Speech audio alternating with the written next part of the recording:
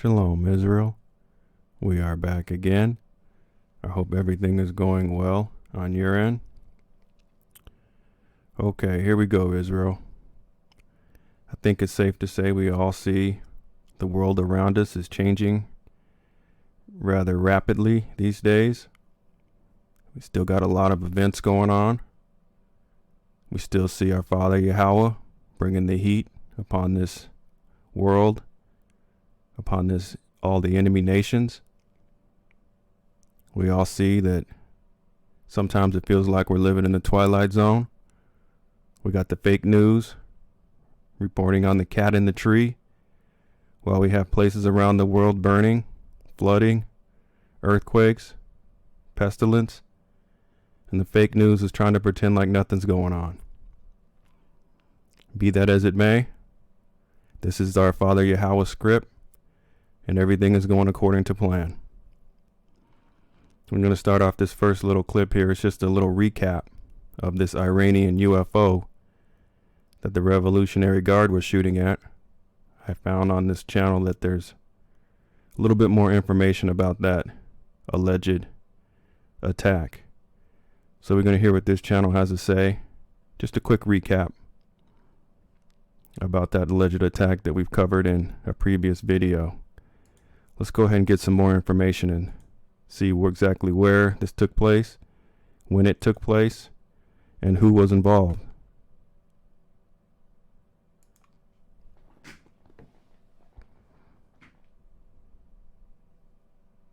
The spectacular video that we present was recorded on the night of September 7, 2019 by a soldier of the Iranian Revolutionary Guard, which shows how the anti-aircraft artillery opened fire on an unidentified aircraft in the city of Saravan, in Iran. Saravan County is located on the border with Pakistan, in the border area of Sistan in Iranian Baluchistan.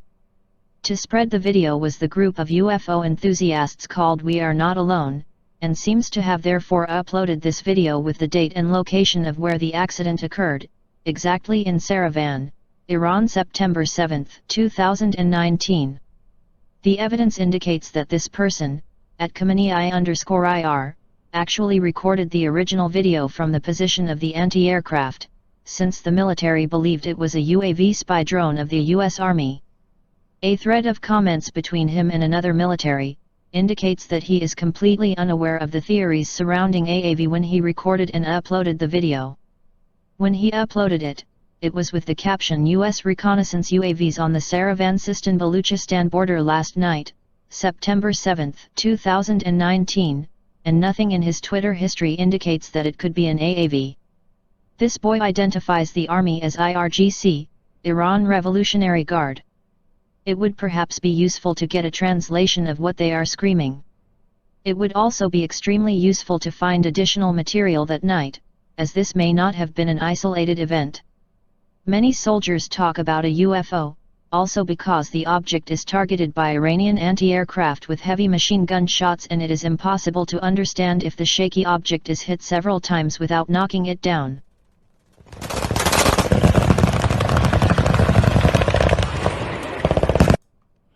Let me just add this really quick, Israel. Now, if you notice, the fake news media has not picked up this story. So that alone tells me that this probably is very authentic. It is very real. And the fake news did not want this footage getting out. It would show the United States military and all the other militaries around the world very vulnerable to the Most High God of Israel, Yahweh's technology, chariots, angels, whatever you want to call it. It shows they're very vulnerable. Now, we have the U.S. Navy recently allegedly leaking some footage saying that, yes, the UFOs are real. And you see the same little tired clip of the little UFO in the crosshair that looks like we are fully engaged and locked in and have the situation under control. See, that's how the fake news and this government will operate with their propaganda machine. They'll show that these jets that the U.S. military has that Compared to the technology of Yahweh, it's basically they're go-karts with wings, little lawnmower engines up there in the sky, compared to the technology that our Father and his angels and armies possess. It's not even in the same ballpark. So just take special note of that, Israel, that the mainstream media did bury this footage and bury this story, validating that it probably is very real, and it probably has caused a great deal of stir around the military brass around the world. They know the day is quickly approaching when they're going to get to go head to head against the Most High God of Israel. It's probably not going to be a good day for them.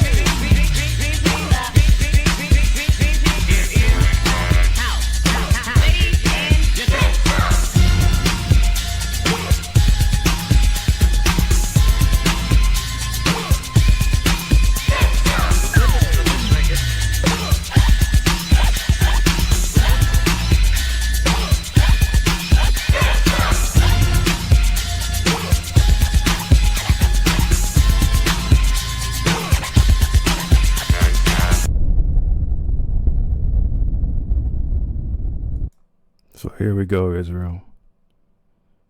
We're going to hear from some military folks firsthand of some of their encounters with the Most High God of Israel's very foreign technology, UFOs, IFOs, chariots.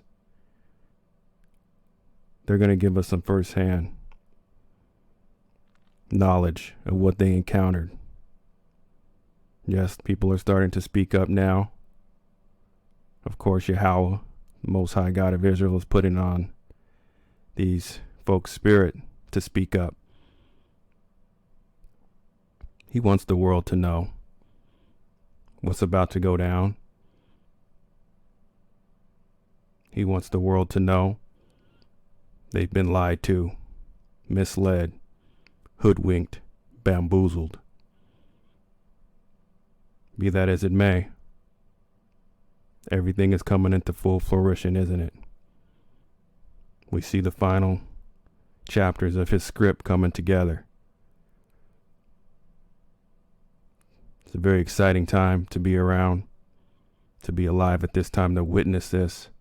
But of course it causes a fair bit of anxiety throughout the nation of Israel, because we have a copy of the script and we know what's about to go down. You see, most other Goyim, as the synagogue of Satan calls most folks out there, they have no idea what's about to go down. They're just going through life in a daze. They didn't take heed of the copy of Yahweh's script that he gave to us. So of course it causes more anxieties for some who have a copy of the script and less anxiety for those who do not care about the script or do not even believe in the Most High God of Israel. So it's interesting to live in these times when we have these two dichotomies working throughout the same script. Let's get into it and see what these Navy gentlemen have to say. This is really interesting. They actually have some real footage of the military tracking these chariots, the chariots of the Most High God of Israel. And you're going to see these chariots kind of just toying with the Navy, just having a little bit of fun before the real fireworks start.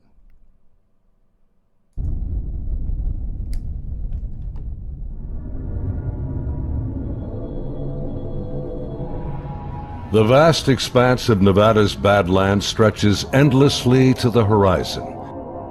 Hidden within these mountain strongholds are some of America's deepest and darkest secrets. Secret aircraft and the other legends of Area 51. Among these sandstone canyons today, there's a new glimmer of truth. Shrouded in mystery, it's a story that demands to be told. These are the witnesses of one of America's most unusual UFO encounters in history. Navy veterans and a band of brothers that want you to know that what they witnessed is real. This is their story. Petty Officer Jason Turner served aboard the USS Princeton in 2004. His personal conviction for democracy and patriotism guides him in his search for the truth. This is an actual event that happened, and I witnessed it. Aviation tech Patrick Hughes, a USS Nimitz veteran, he speaks for his shipmates who choose to remain silent. I'm one of those who has to see to believe, and obviously I've seen the evidence of this, so it exists. Top Gun Air Intercept Controller Kevin Day and Fire Controlman Gary Voorhees, both from the Princeton, served together in the ship's Combat Information Center. They saw them first, whatever it is they are. They wanted to show themselves, whatever they were. I don't think they wanted anything really to do with us. They were literally breaking the laws of physics in my eyes. These sailors are here for truth and vindication, and their story goes back over a decade to a time and place that marked a departure for all of them, both in their Navy careers, but also in their knowledge of the limits of man's technological understanding of our world.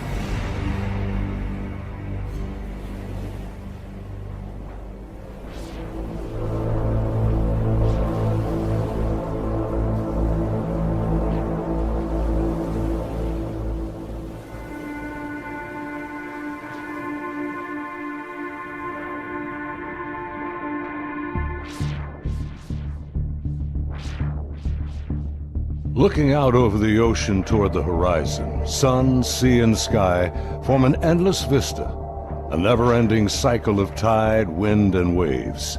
Here, far from shore, strange events have unfolded. These stories stretch the boundaries of our imagination and challenge our beliefs. This is a true story of such events from the accounts of the sailors and naval aviators who experienced them. Professional military service members who want the world to know that what they encountered is real. Even more troubling, our military has no explanation. The answers seem to elude everyone, like reflections on the waves, yet they are out there.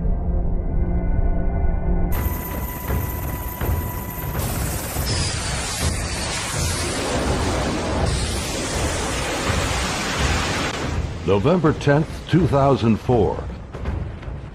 90 miles southwest of San Diego, California, in the Naval Operations Area, the Nimitz Carrier Strike Group and her complement of warships and the aircraft of Air Wing 11 are conducting a routine 2-week training exercise. Nearby, the guided missile cruiser USS Princeton has been tracking unknown aircraft that appear and disappear from her sophisticated Aegis radar screens. The Spy-1 Bravo radar is one of the most advanced sensors ever deployed.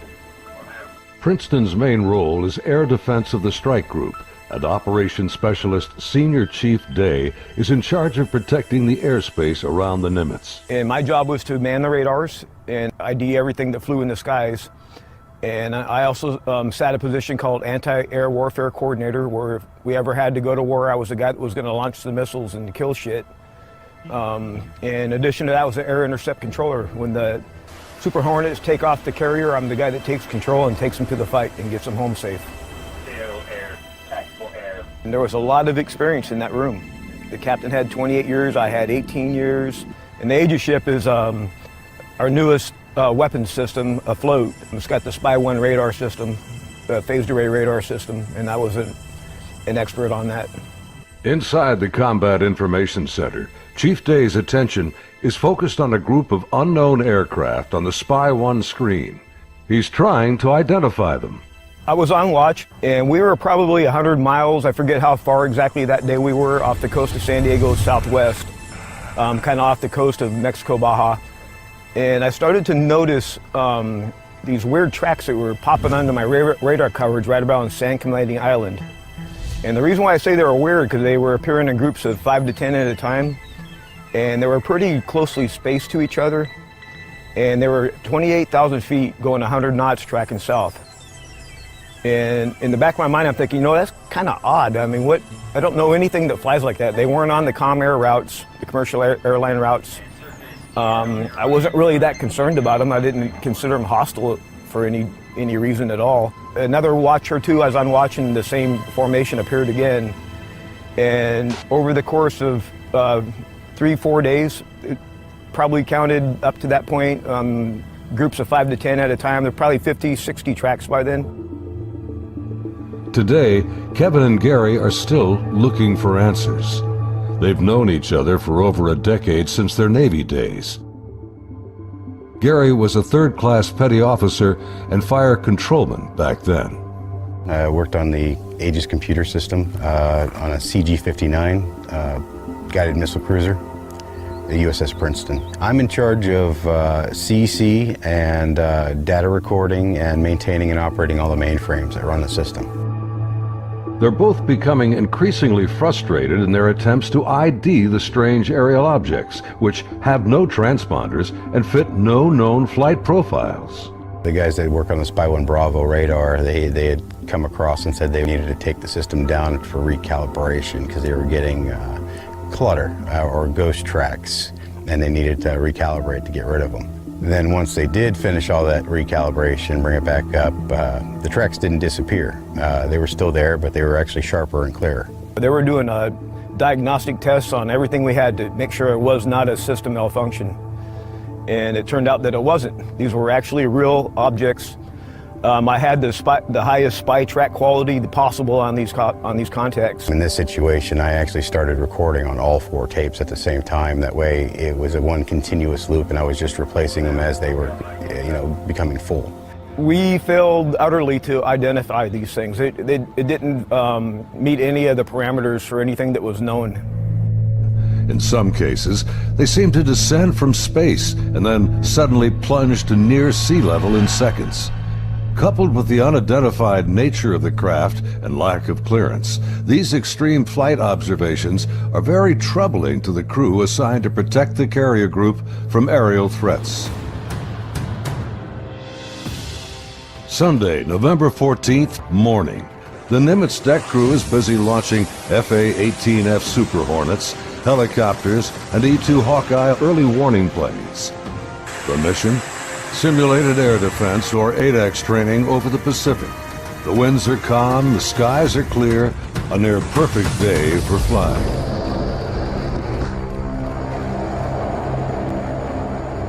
As they launch, the Black Aces Squadron has no knowledge of events happening nearby. In the back of my mind, that's when I determined I was going to become concerned about these objects, is we were getting ready to launch a whole bunch of aircraft in that same piece of sky.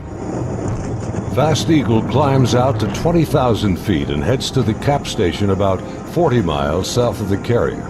The cap is a rendezvous point used to form up with the other airplanes. Just 25 miles separation. The commander of Fast Eagle has over a decade in the Air Wing. I'm going to give you 40. His wingman for the day is a new pilot, a young officer on her first carrier deployment. She's paired with a senior pilot, her backseat weapons system officer for the mission. He will manage navigation and the advanced radar and targeting pods on the aircraft.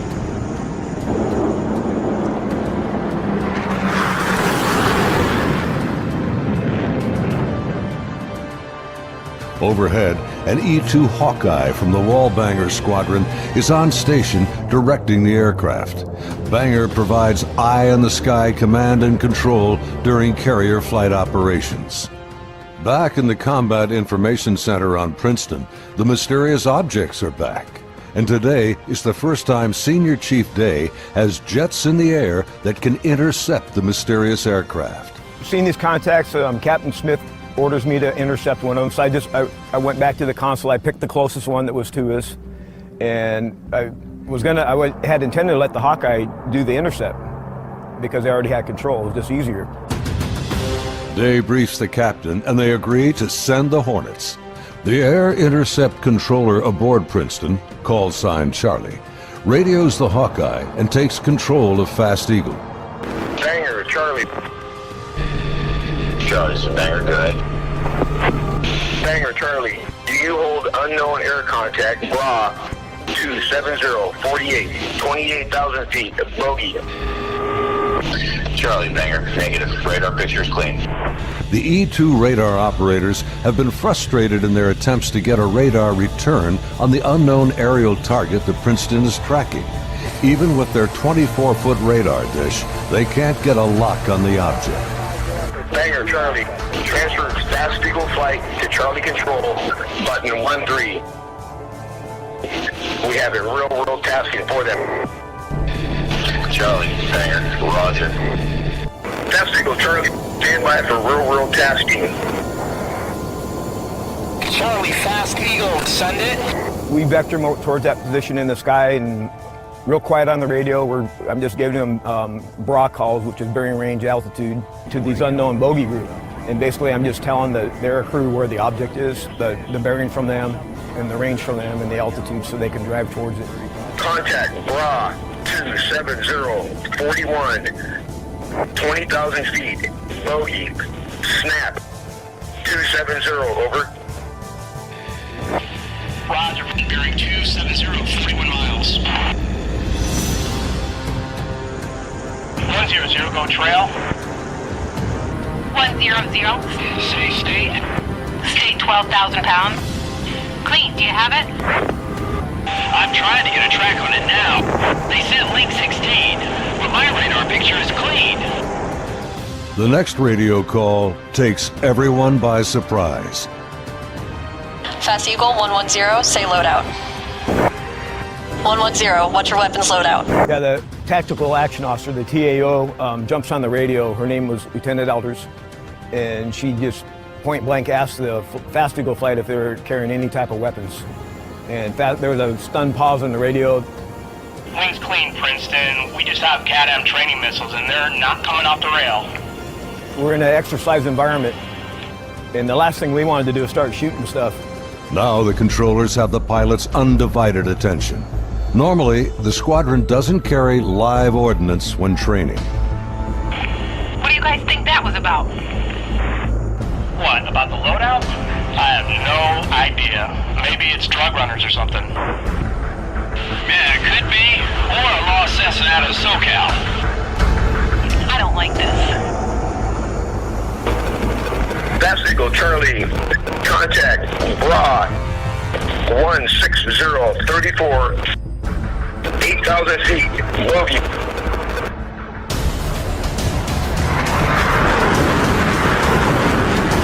Roger, 34 miles at 8,000. Committed, your call, continuing. As Fast Eagle approaches the target, they see nothing unusual. Their onboard radars can't get a lock on the object. Fast Eagle Charlie Bravo 16010, 8,000 feet. Roger.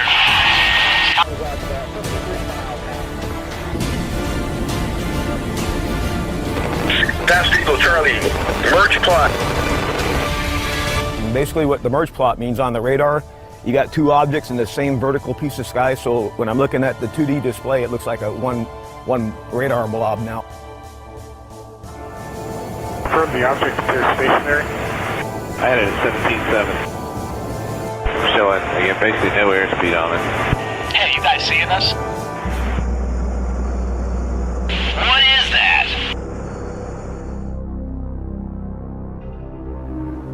As the Super Hornets approach the target, they see a disturbance on the ocean surface. It's about the size of a 737, and it looks like something could be just below the surface. 100, anchor here, Angels 2-4. Roger. Charlie, Fast Eagle. We're observing something in the water here, possibly aircraft in the water at the merge plot, just north of our position, about 2 miles. Charlie, roger. I'm descending to Angels 14 to take a look. Do you think that's our unknown? Man, not sure. Radar's clean. As soon as he got to the merge plot position, the object that he was intercepting dropped from 28,000 feet down to 50 feet above the water in 0.78 seconds, as I found out later the next day. As the Super Hornets get closer to the ocean disturbance, he suddenly spots another craft above it, a much smaller white object with an oblong shape, hovering, then darting just above the waves.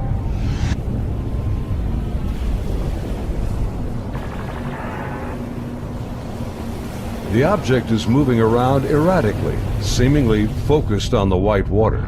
The shape is similar to a tic-tac. It's smooth like porcelain. It's not an airplane.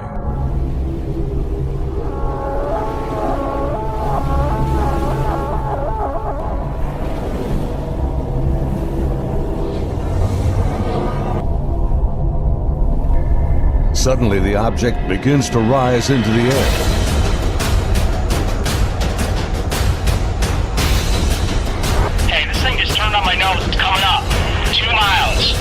The strange craft begins mirroring the turn rate of Fast Eagle.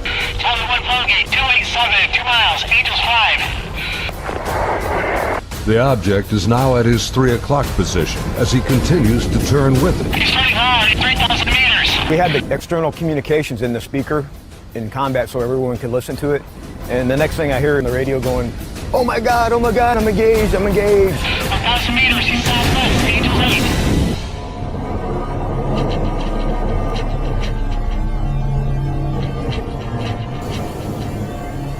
The commander is now about a mile away as he maneuvers his Hornet to get behind the unknown craft. It's about the size of an F-18, about 47 feet long, and it has no wings. As the dogfight unfolds, he quickly turns and dives to bring his jet's nose ahead of the object to close the distance.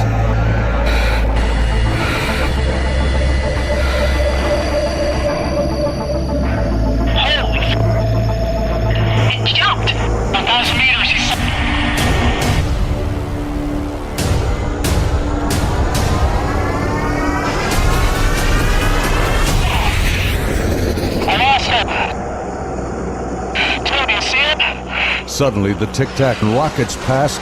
It's gone beyond the horizon in the blink of an eye. I saw it go 137. No tally. That didn't just happen. Say again. Fast Eagle Charlie, sir, you're not going to believe this, but the bogey group is now back at your cap station.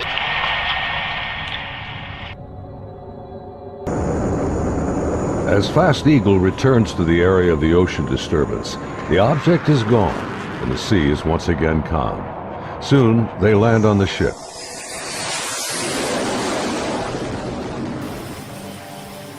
Back on board Banger, the flight crew has been listening to the radio transmissions from Fast Eagle. The crew has been tracking the intercepts on their advanced display systems called the CEC.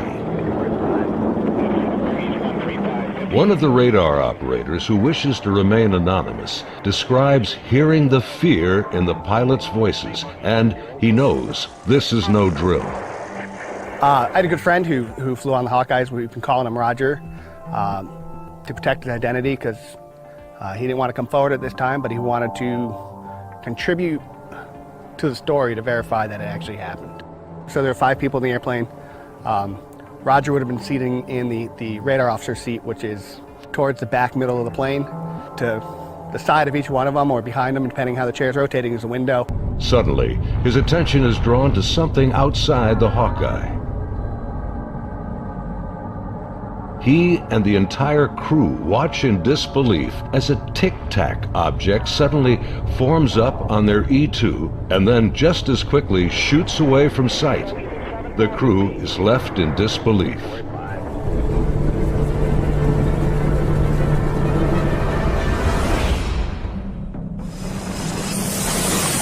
As Banger returns to the ship, the crew is shaken. The highly unusual events are troubling, but what happens next has haunted them to this day. U.S. Navy officers quickly arrive and escort the aircrew to a secure space on the ship.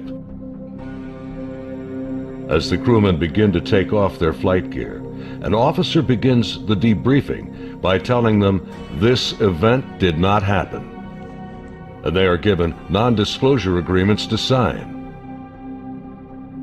They're warned to never discuss this event again. Again, we're preparing for the air defense exercise. Now we got all the squadrons launching off the carrier because they're all up going to do their functional check flights. Senior Chief Day watched in disbelief as the Tic-Tac UFOs reacted to the incoming fighter jets. All the objects in the sky, they all dropped out of the sky, from 28,000 feet down to 50 feet.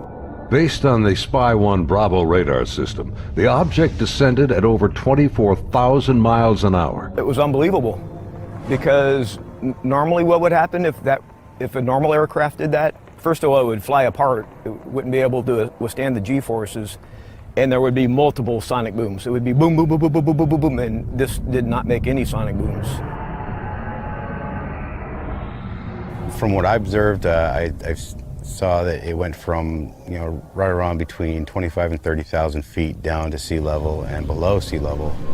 Contact, tag number 042. Below sea level was confirmed to me by the actual sonar techs that were in combat, in communications with other techs that had said they had an active track on it under the water.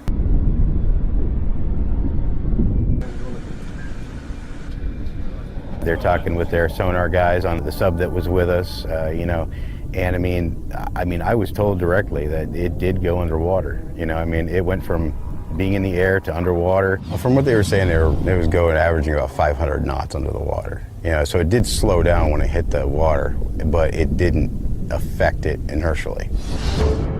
After the intercepts, both Kevin and Gary climbed up to the ship's bridge wing to get a better view of the objects through the binoculars. We'd go up to the bridge wing and look at them through the big eyes, which is heavily magnified binoculars that are out on the bridge wing of the ship. Even when I was off watch, I was usually up in combat anyway, and I was sitting at the console. I just picked the closest object to us, and I got the relative bearing from the ship, slave over to the relative bearing of about the right altitude, and saw this white light in the sky.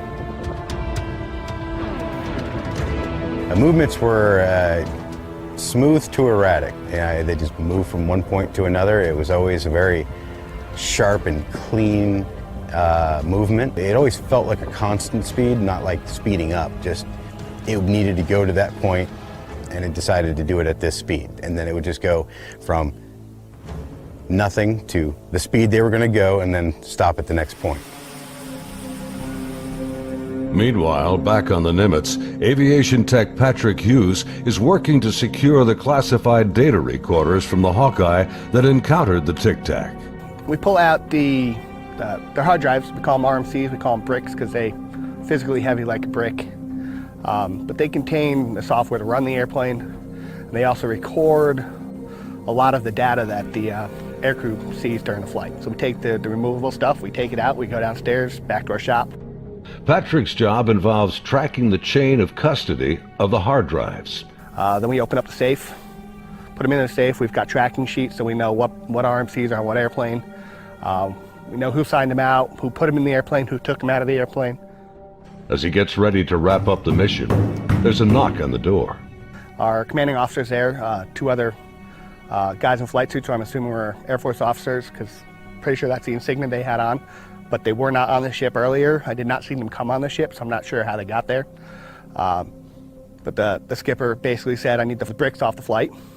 We opened the safe, we put them in the bags. He took them, he took his two anonymous officers and left. The officers, with the classified hard drives in hand, soon board an HS-60 Seahawk helicopter and leave Nimitz.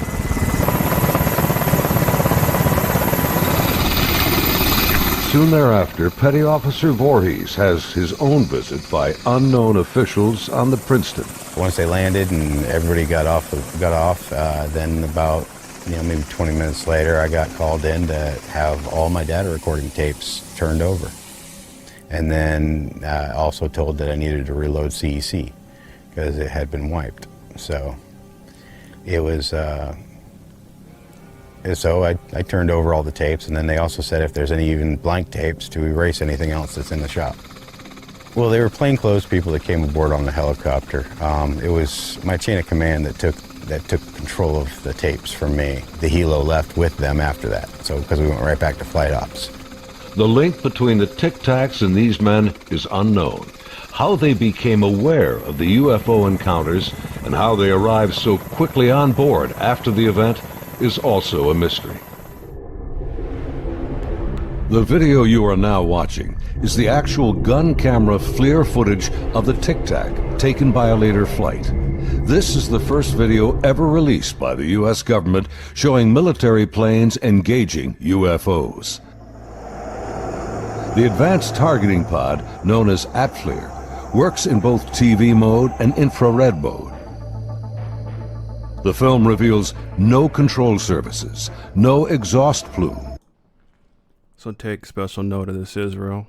This is the footage that the propaganda machine wishes to share, that this UFO is fully engaged, locked on. If they wanted to shoot and destroy it, they want to have that propaganda out there that they could have done so. But we know better than that. That they are very afraid of what Yahweh and his angels and chariots are doing out there. They're very unpredictable. They come and go as they please at unfathomable speeds, dipping and darting. And they've been very non-hostile up until this point. A uniform heat signature and no visible means of propulsion. Gary and his shipmates saw the FLIR film on their consoles and on the secret LAN aboard the Princeton. It was a much clearer video. You could see the shape of the ship. You could see it, moving. I tried to go and get a disc to come make a copy of it, and by the time I got back, it was already off of our hard drive, off the secret LAN. No access to it whatsoever. Petty Officer Jason Turner also saw a much higher resolution version of the FLIR film showing strange appendages extending from the object. But it did have some protruding. So there you go. So he just admitted there's a much clearer version of this. But once again, we get the fuzzy little black and white image and not the clear view of what this object really looks like. Just take note of that too, Israel. At the bottom of it. I couldn't tell if they were curled back or straight down. Jason says the video was approximately 10 minutes in length and much longer than the video that has been released. I saw this video playing and I'd ask him, is this what we're training, or what's part of this training that we're going through? And he said, no, this is real life. And when I saw it, it was a very clear image, a very clear video, and this thing was going berserk, like making turns like it's incredible. The amount of G-forces that it would put on a human that this thing was doing.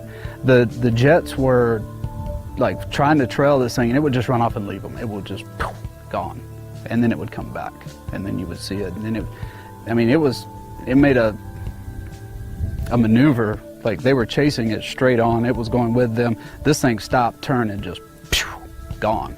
I mean, that's the only way to describe what it looked like. Dude, this is a fucking drone, bro. There's a whole fleet of them. Look on the ASA. My gosh. Just 11 years later, fighter jets from USS Roosevelt filmed this anomalous object in 2015.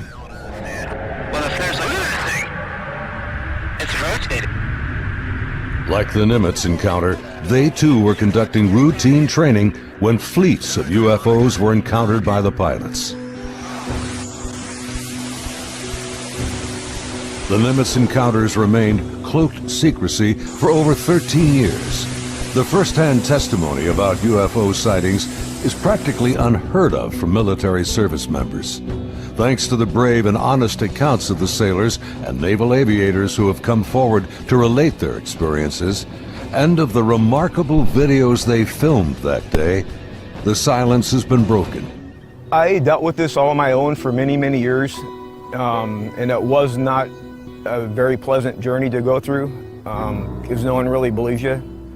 But now things have changed, and anyone out there that's struggling with this and wants to reach out, there is now a group that you can reach out to and get help and support and vindication. It's honestly been a little relieving to be able to actually talk about it and how important that event really was, and not just keep blowing it off. There's people out here that really need to know and want to know, and you have the support of me and Kevin and my other shipmates that have come forward and decided to talk about it. My role is to describe the story and convince people that yes, this event really happened and these objects were really real, but what they are, I have no idea. It is something. I want to know what it is. That's the whole reason I chose to come forward to contribute to the story, because there is a story here. There is more information here. Let me help you with that. If you want to know what it is, it's righteousness, it's judgment, it's accountability, and let's balance. The Most High God of Israel is about to bring balance and accountability back to this wicked world. And these are his fleets and armadas of angels and chariots at his disposal to do the job that he needs to do to bring this wicked earth plane back into balance and harmony.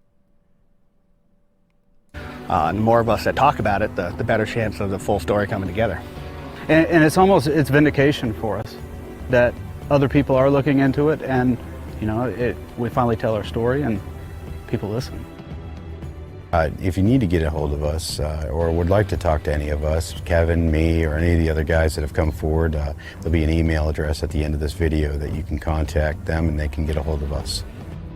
If you or someone you know has witnessed unknown objects from military ships or planes, please contact us at the address on your screen. You can remain anonymous. As we strive to understand these encounters and come to terms with what they mean, there's something far beyond the horizon and the limits of our comprehension waiting for all of us.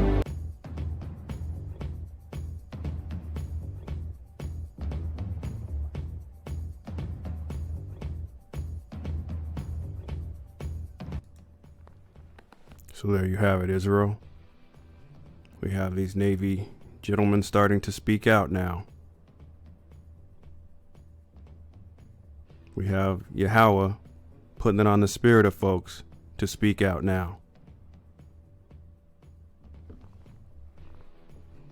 He's letting the world know it's about to go down. And from our standpoint, we need to get our house in order.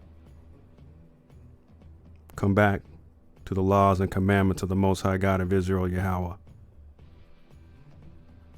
Come out of sin and wickedness. cling to the Most High God of Israel with everything we got in these last days, no matter what the situation is. We stand firm. Some of us are going to go through some things. And no matter what we're going through, we stand firm with our Father. And we know He's going to pull us out in the end, one way or another. So here we have it. We got the orange demon Trump up here and the Vice President Pence. Again, I'm not left or right. They're all criminals, and they're all working for the same team. It just so happens that a so-called Republican criminal is taking the lead right now. But Obama, he's just as guilty and just as big as criminal as this one you see on the screen. But these are the characters that Yahweh has put into place at this time to perform their roles in His script. And we have to always remember that, Israel. These people are actors on a stage. A lot of times they're not good actors, but they're giving it their best shot. But these people are actors on a stage, and this is Yahweh's script. So they have a job to do.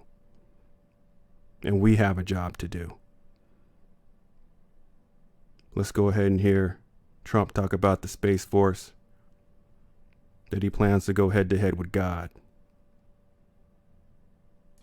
We're gathered here in the Rose Garden to establish the United States Space Command. It's a big deal. As the newest combatant command, SpaceCom will defend America's vital interests in space, the next warfighting domain. And I think that's pretty obvious to everybody. It's all about space. What does that even mean? It's all about space. We are right here on the earth plane in this captivity, Israel. Are we concerned about how these enemy nation folks are treating us like garbage? A lot of our folks aren't concerned about space. They're just trying to make it day to day in this captivity that has not been easy for a lot of us. But we still have to stand strong, stand together, and stand firm with our Father Yahweh the best we can. Yes, we're all scattered around the world, and yes, we appear to be in disarray right now. But every day, Yahweh is working behind the scenes to put things back in order, even within the nation of Israel. He never said this captivity was going to be easy. Since when has a punishment for not listening to the Most High God of Israel been easy for us? He did this to us for us to learn something. He put these wicked devils over us to teach us some very tough lessons.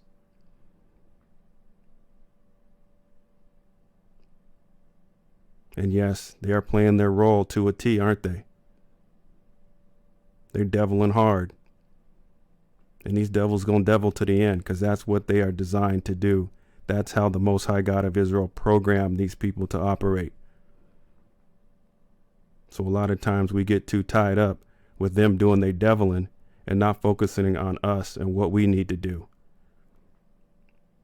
Their power comes through technology, propaganda, the media, the synagogue of Satan. We are spiritual people. Our technology comes from us clinging to the Most High God of Israel on the spiritual aspect of things and letting Him handle our business. The more we send our prayers out, the more we send our thoughts out to the Most High God of Israel to bring down these wicked nations, the quicker He brings them down. We should never be overly fixated on what the devils are doing, other than just to take note, know the time, date, and season, but we still stay focused on where our power lies. And when we get overfixated on what the devil's doing, we're actually giving power to the devil and turning away from our power source. We just take note of what the devil's doing. We know they're going devil to the end. But we never forget where our power source lies. And that's in the Most High God of Israel. Our thoughts, our prayers, and our actions. Joined by Vice President Mike Pence, Secretary of Defense Dr. Mark Esper, Acting Director of National Intelligence Joe McGuire, Acting Secretary of the Army Ryan McCarthy, Acting Secretary of the Air Force Matt Donovan, Chairman of the Joint Chiefs of Staff General Joseph Dunford, and Congressman Mike Turner. We're especially grateful to welcome the new leader of SpaceCom, General Jay Raymond. And I want you to pay close attention to the body language here. I see fear. I see uncertainty in these people. Yeah, they're going to do their best to go up against the Most High God of Israel, but you see, these people are privy to the classified information that we don't see. But they have to get up here and project an image of confidence the best they can, when behind closed doors, they do not have a lot of confidence in what they're seeing going on. They know that day of reckoning is fast approaching, but they have to do the best they can to sedate the American public to think they got everything under control. But if you pay close attention to this body language, it's telling another story. Respected man within the military, joined this afternoon by his wife Molly. Thank you. Thank you, Molly. Congratulations, Molly. It's great. Their wonderful family and several of their friends. General Raymond, congratulations. So important. I know he's going to do a fantastic job. Thank you very much.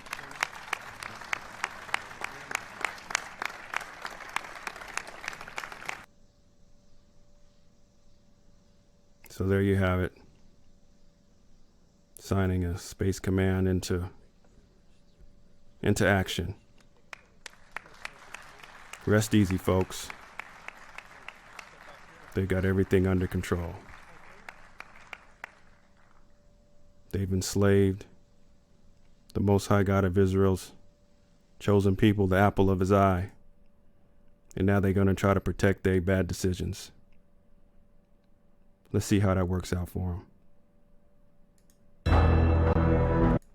Now, this is a clip that I actually brought up a while ago. But this is a very important clip. And it's the whole story right here of the alleged first site of the first Exodus, where Moses brought the Israelites out of Egypt.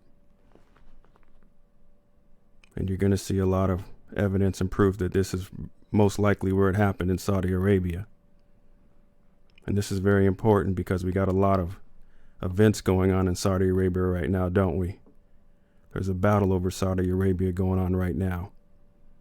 That some of it probably has to do with the historical background of Saudi Arabia being part of the Exodus and sacred grounds there. Who knows, there could be portals or stargates there that they're battling over too, trying to protect or take control over. We just never know. With the House of Lies telling us the news, we never know the real story, but we know that we're not getting the full story or the truth. That's what we do know. Had oil refineries being blown up in Saudi Arabia, and who knows who's really behind it. But we do know there's definitely activity and a battle going on over there. So let's get into this story, and you're going to see some very telling evidence that this is probably the location of the first Exodus. And more proof that hopefully will remind a lot of us who and what we are.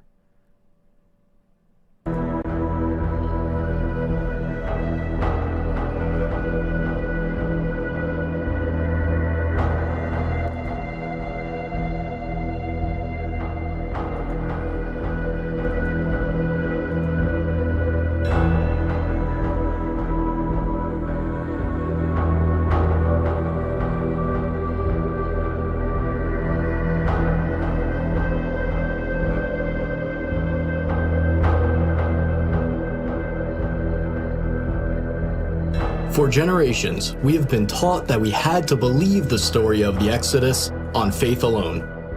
We were told that Mount Sinai, where Moses received the 10 Commandments, was located in Egypt, but there is no real evidence to make it believable. No pictures of left-behind artifacts, practically nothing to validate one of the most important stories of the Bible.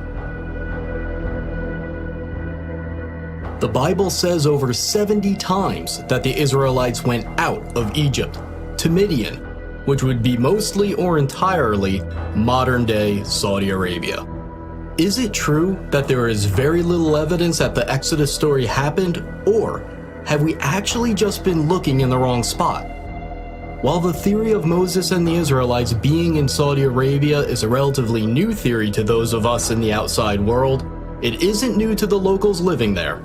We were frequently approached by Saudis eager to talk to Americans for the first time face to face. And one of the first things they would say with excitement was, "Did you know Moses was here? Let me show you where he and his people were."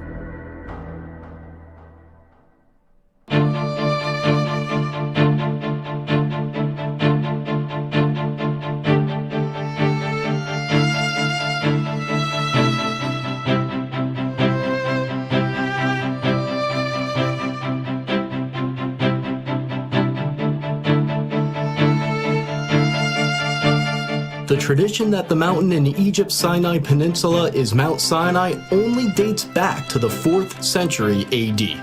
New research based on Jewish, Christian, and Islamic sources indicate that there is a tradition that is 600 years older, and according to that tradition, Mount Sinai is in northwest Saudi Arabia. This other tradition points to Jabal Makla, a peak on the mountain range known as Jebel al-Lawz, as the true Mountain of Moses. Several historical sources, including Josephus, recorded that Mount Sinai is the highest mountain near a city that is today called Al-Bad. Locals refer to Jabal Makla as Jebel Musa, the Mountain of Moses. So you call this one Jabal Musa? Jabal Musa. One of the distinguishing features of this mountain is the blackened top that you can see right behind me. The Bible says that God descended upon Mount Sinai as a fire. The blackened peaks stick out from the surrounding areas, and the rocks are only black from the outside. Researchers disagree as to whether the blackened rocks are actual evidence of God descending upon the mountain as a fire like the Bible says, or whether it's natural volcanic rock. A small handful of Americans tried to sneak into this area in the late 1970s and the 1980s. They were arrested, and their photos and videos were confiscated by the Saudi police. So take note of that, Israel. They were arrested because I guess Yahweh wasn't ready for this information to come out yet. We have to remember everything is done when he wishes, on his timetable. And so he allowed this gentleman here to get into this location to document this at this time for a reason. Everything is done according to his timetable because this is his script. Their evidence was lost. However, images and videos slowly began leaking out to the outside world. According to those who snuck in and were arrested, these sites were being kept secret by the Saudi regime, a theocracy that hid them from the world using fences and police and the threat of force. As I tried to understand why the Saudis were hiding this important site, I began reaching out to sources in the Islamic world. For 15 years, I've been in the fields of intelligence, counterterrorism, and international relations, and one of my best contacts had a story to tell. He used to belong to a jihadist group, and he even had meetings with Pakistani intelligence and close associates of Osama bin Laden. And now, he's speaking out for the first time. When I was in the jihad world, we all knew that the Mount Sinai was in Saudi Arabia. The people on the outside, even most Muslims, had no idea that it was there because we fighters didn't want anyone to know about it. We all knew that the Saudi government hid it and protected it with security, and we all agreed with it. We believe that if a site, even a holy site, is visited by people and used for idolatry, it should be destroyed. But our hiding it, according to the Islamic law, is what saved it, so you can see it today and appreciate it.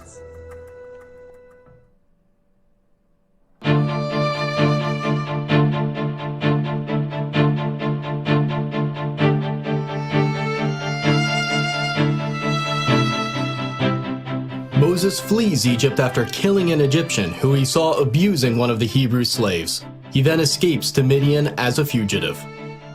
In Midian, Moses sits by a well and he meets the daughters of Jethro who are getting water for his flock. Moses then marries one of his daughters. We are in the ancient land of Midian right now, near the town that locals describe as originally being the land of Jethro. When we visited this area, multiple Saudis approached us to tell us this is where Jethro and Moses resided. They excitedly pointed to an ancient well that is fenced off and marked as an archaeological site. The Saudis have long believed that this is the well where Moses met the daughters of Jethro, and Muslims from around the world come to see it.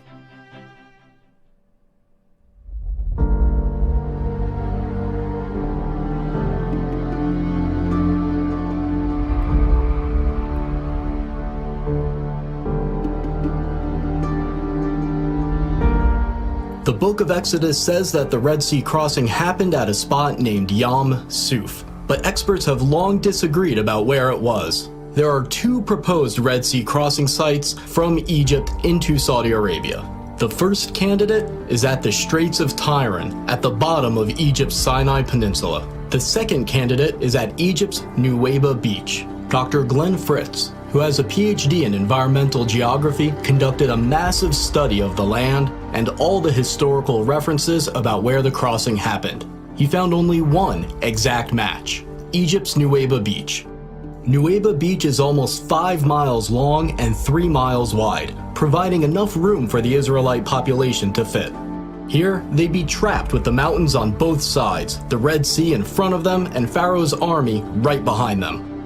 Amazingly, there is a path under the water from Egypt into Saudi Arabia.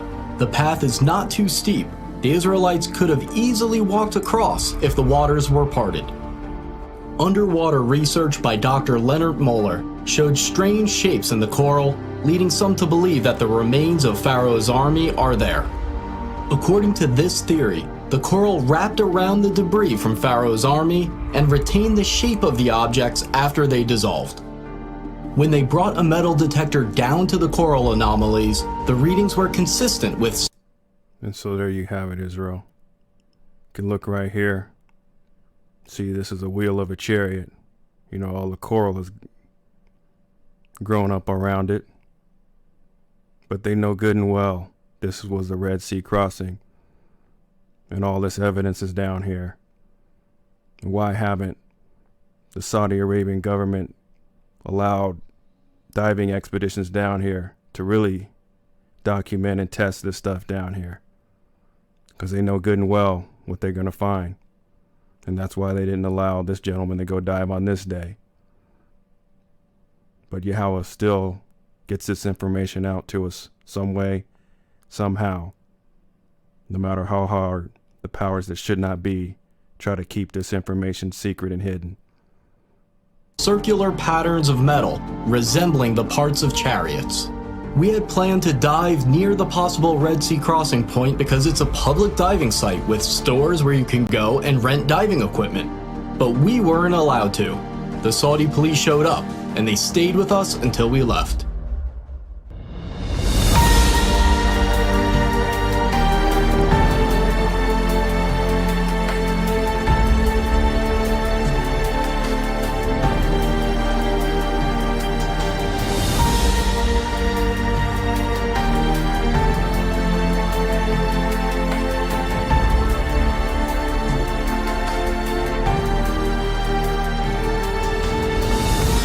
After the Red Sea crossing, Moses and the Israelites stop at a place near Mount Sinai named Elim. Desperate for water, they find a unique location with 12 wells and 70 palms. Along the path to the possible real Mount Sinai, there is a match for Elam with many palm trees and, to this day, 12 wells. Saudi locals pointed us to this location and specifically referred to it as Elam.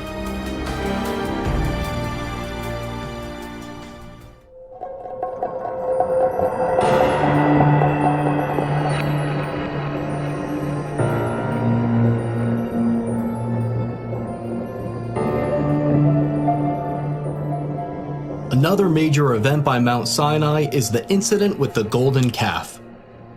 While Moses is up on Mount Sinai, some of his followers begin worshiping a golden calf. They place it up on a stand and begin worshiping around it, and they set up an altar in front of it. When Moses comes down from Mount Sinai, he destroys the golden calf and sprinkles its remains into the river that comes down from the mountain. Here, in front of the mountain, we have the remains of what may have been that golden calf worship site. Now behind me in this fenced-in archaeological site that the Saudis are protecting, you see both a stand with many petroglyphs of cows and people worshiping cows, as well as a structure that is slightly lifted that may be the altar in front of the golden calf stand. There's a sign in Arabic and English warning intruders against going into the area. The local tradition that this is where the golden calf was is so strong that if you approach it, you'll be suspected of searching for gold. According to the Bible, the worshippers of the golden calf say, "These are your gods, O Israel." This verse indicates that there are multiple depictions of bulls as the Israelites are worshiping the golden calf. On the top of the stand where the golden calf would have been placed, there is a circular indent where the rock has been worn down. It's speculated that this is where Moses grounded the golden calf into powder. After Moses destroys the golden calf, 3,000 of the golden calf worshippers are killed, so there must be a spot where thousands of people were buried. About 4 miles from this site, there's a massive ancient graveyard. So take note of that, Israel. Our Father doesn't play when it comes to worshiping other gods, other deities, putting something with him, worshiping anything or acknowledging anything other than him. He put these Israelites to death on the spot. And if Yahweh doesn't change, what's going to happen in the future through all these people wanting to put something with him? Yahweh Bahashemin. Our Father don't play that. He never has played that. He put these folks to death on the spot. It appears to be a mass burial site where the graves were dug all at once. It's located just outside the plain where the Israelites would have camped, so it's exactly where it should be if this is where that story took place. Here too, the Saudis have a sign identifying it as an archaeological site, and it's patrolled by police.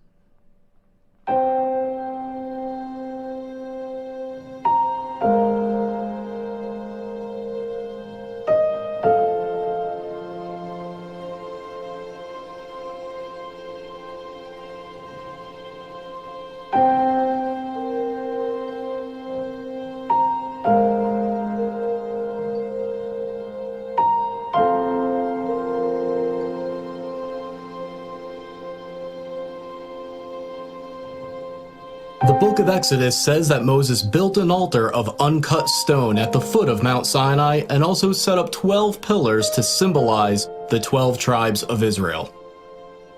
Right here at the foot of the mountain, we see this structure that resembles an ancient altar.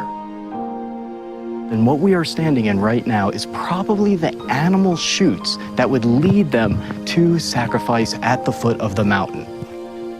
The animal chutes lead to this area of the structure, which may have been the slaughter platform for animal sacrifices. The Saudis, of course, say that this has nothing to do with Moses, but they admit that they found animal waste and bones underneath this area when they dug.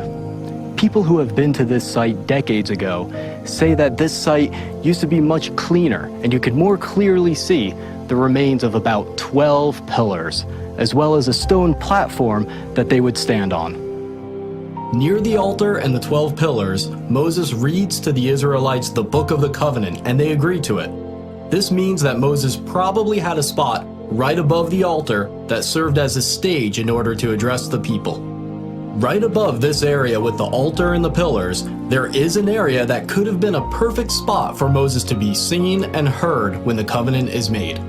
A Saudi local actually pointed to this part of the mountain and showed us how Moses' voice would have echoed like he was speaking in a natural amphitheater.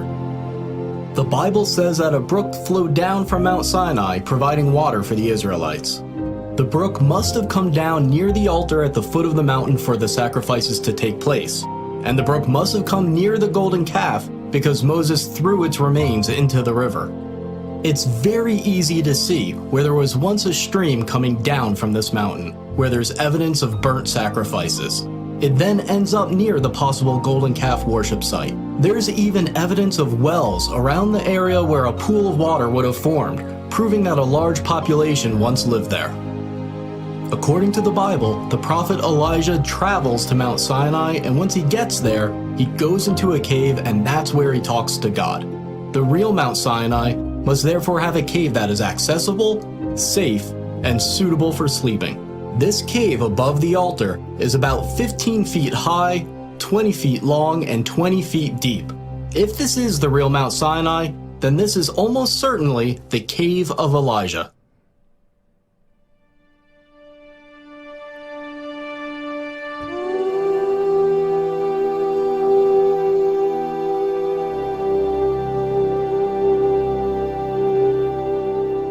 On the way to Mount Sinai, the Israelites camp where there's no water. Moses goes up to a distinct rock and strikes it with his rod, and miraculously, water pours forth for his followers. The historian Josephus said that the split rock could still be seen in his time, and it was so big that it could not have been moved. Is it possible that this split rock still remains today, testifying to the accuracy of this story? The answer is yes, and it is stunning.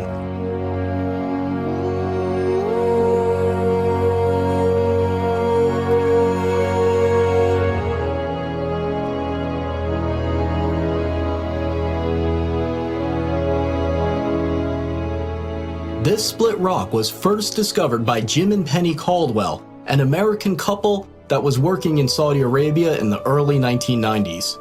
The local Bedouins have long had two names for this area, the Water of Moses and the Split Rock of Moses. This split rock is on top of a 100-foot hill and is somewhere between 40 and 60 feet high.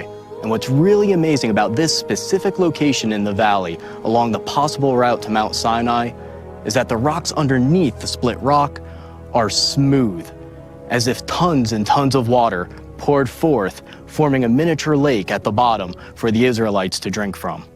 If you have a relationship with a local, they'll tell you that this area is related to Moses, but the Bedouins that live here will try to keep you out. We saw this firsthand as we were chased out of the area.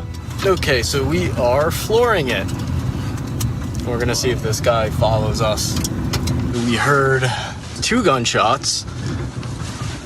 This guy's like, doesn't really want to party.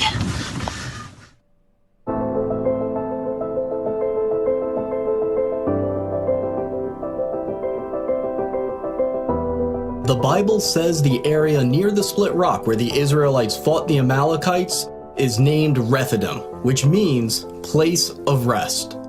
Hebrew inscriptions we found there have been interpreted to say place of rest, the definition of Rephidim. Closer to the mountain, inscriptions have been found that Dr. Miles Jones, a scholar of ancient Hebrew, believes are talking about the battle with the Amalekites. He says one of the inscriptions refers to the death of an Amalekite. Nearby, there are 2 inscriptions that Dr. Jones believes are marking where a Hebrew mother and daughter died. The Bible says that God told the Israelites that they possess the land wherever the soles of their feet touch. Near the split rock and near the mountain, there are many inscriptions with an image of a foot and a sandal. Next to the image, there is Proto-Hebrew writing that means the sole of the foot. We also found inscriptions that were translated and found to refer to Yahweh, the Hebrew name for God. There's another area near the mountain named Wadi Musa, or the Valley of Moses. Here, a depiction of a menorah was found, and it might be the oldest depiction of a menorah known today. Now, a new eyewitness has come forward to reveal that the Saudis have been hiding the evidence of the Exodus since at least World War II. This man was an American pilot who met the King of Saudi Arabia. Bob Cornuke was one of the first people to reach Jabal Maqla in the 1980s, and he recently interviewed that pilot and made the footage available for this video. It's an honor to meet you. Well, thank you. Our lives have intersected possibly in something very historic. And we're talking about where the real Mount Sinai is located. And I had no idea that someone as far back as World War II would have seen the mountain and had been told that the mountain was the holy mountain of Moses. Did any of the Muslims tell you that that was a holy mountain? Oh yes. I guess everybody in the military knew it was holy. Yeah. Well, they forbidden me to fly around it, and it was off limits that I'd be killed either by God or by maybe some of them, I don't know. And when I took off, I was half scared to death. You bet I flew around it. But it was different than the rest of the mountains because it was black on top? Oh, it was a blackish green. It was dark enough to be somewhat frightening. You don't know what I really believe. I think it's Mount Sinai. I think God let me fly around it. That's what I think. I think He let you and me both live. Why haven't we heard about this other candidate for Mount Sinai? Why has almost the entire focus been on the traditional site despite its lack of compelling evidence? We all know the answer to that. We know why we haven't heard about it. Because the Synagogue of Satan has primary control of the media. And the Synagogue of Satan is very complicit in the crimes being committed against the children of the Most High God of Israel. LifeLock has dropped the ball because the biggest case of identity theft has gone on right under their nose. And they have yet to expose these criminals who have stolen the identity and are acting as imposters to be the chosen of the Most High God of Israel. But that is okay. Because righteousness, balance, judgment, and accountability is coming to the earth plane. And everything that has been upside down is going to be fixed, and it's going to be right side up. And it's going to be shocking to a lot of people as these changes occur. But change is often a painful process, especially to a lot of folks who wish to stay stagnant and not have change be a part of their lives. But change is constant, and it's always happening. And the Most High God of Israel, Yahweh, is here to bring about change. And we have to keep that in mind, Israel. That change can be painful for all parties involved. It just doesn't mean that we get an automatic cakewalk. We have to be ready for it, anything that comes. We know Jacob's trouble is coming. And we know these devils have a deep hatred for us, being the children of Israel, the legitimate children of Israel. So we have to be ready, mind, body, and spirit,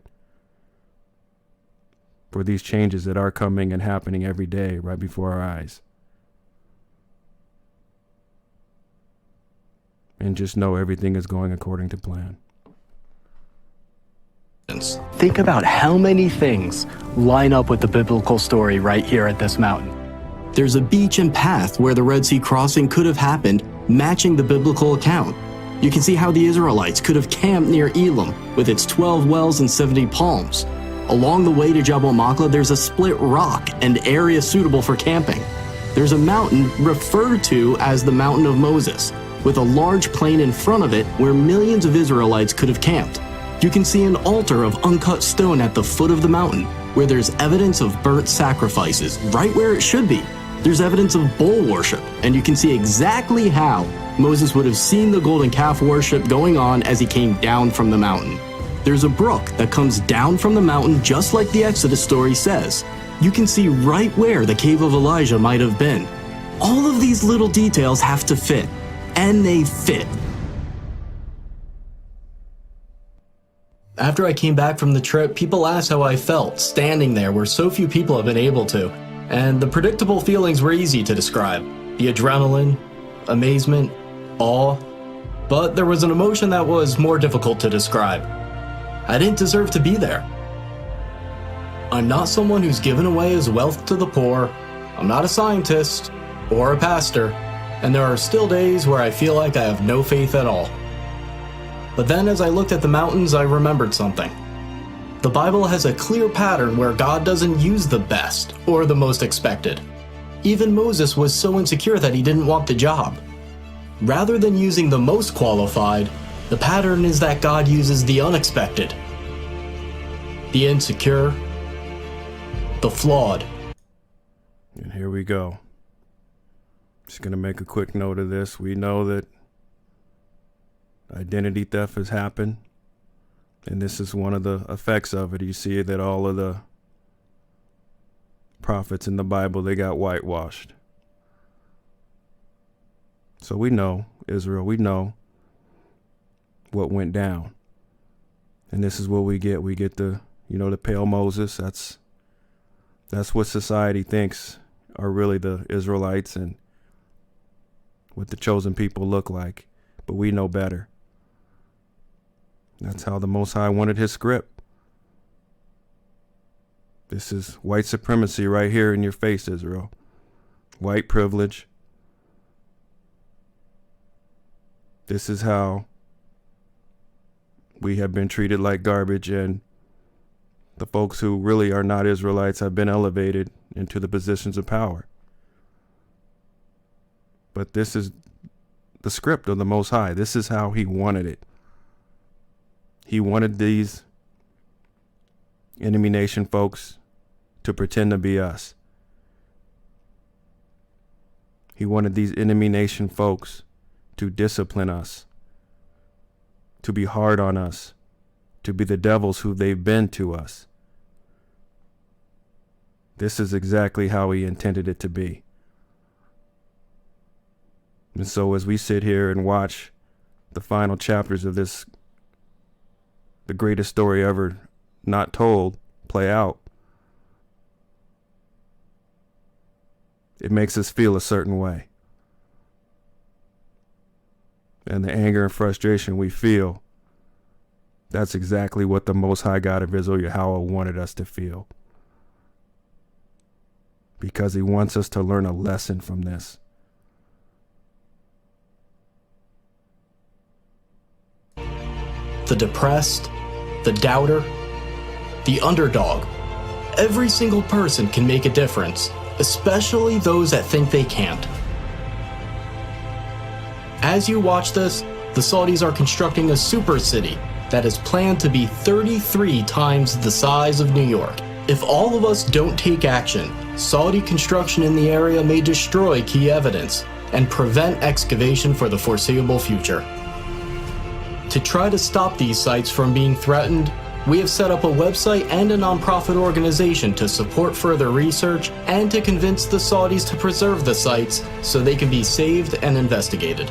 We're entering a period that we have never been in before, one where this footage and other evidence of the Exodus and the Bible overall are only a click away for anyone on Earth with an internet connection. And as these sites are revealed, it will change the Middle East forever and impact the billions of people who follow Judaism, Christianity, Islam, and those with no faith at all. The world is about to change. Thank you for that, Ryan. And that's some very true words right there. The world is about to change. Change is coming and change is happening.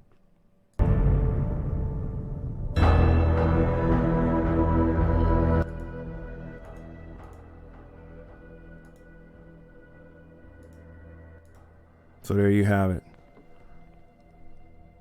The very probable location of the real Exodus. We know sleight of hand has been used everywhere to try to steer people away from the truth. And it's worked for a very long time. Look at the blackened mountain there, where Yahweh, God, energy descended upon that mountain, and it is still black today. How powerful is that force to make that mountaintop black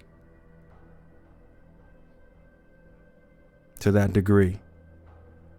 It was probably just a smidgen of its power because he had to step it down so it just didn't disintegrate the whole mountain.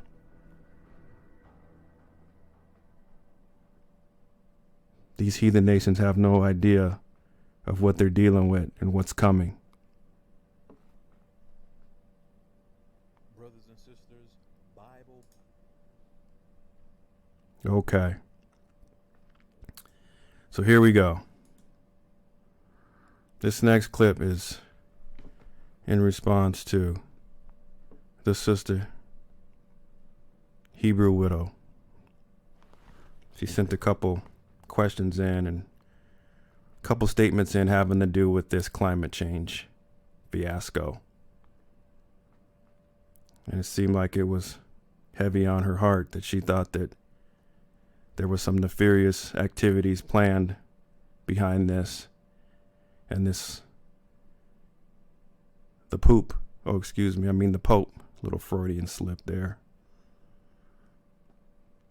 And his connection with this Greta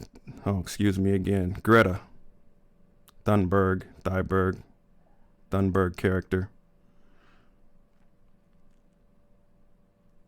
And that they're about to cause some trouble for the world.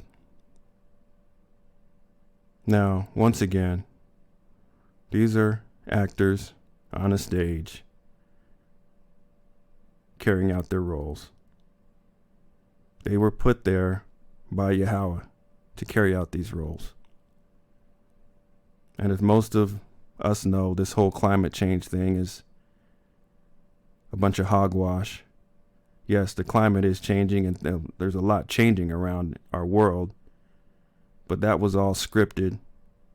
We know that there's a polarity shift going on. The poles are moving. We got extra planetary system, heavenly bodies out there influencing things. This is all stuff that Yahweh told us was going to happen. So there's many things happening on many levels here. But we know from Esau and the devil's standpoint, we're going to get lies and deception. I'm going to hit on a lot of them on a lot of different levels and let you know from my take of things what's really going down here. Now, of course, we know that Esau, Edom, they're infatuated with trying to play God. And they're also infatuated with trying to profit from things that they know is going to happen because they have a much more accurate copy of Yahweh's playbook. They knew all these so-called climate changes and drastic changes were going to happen. So they always try to get in front of things, and they're going to figure how they're going to control the population with it. They're going to make a profit from it.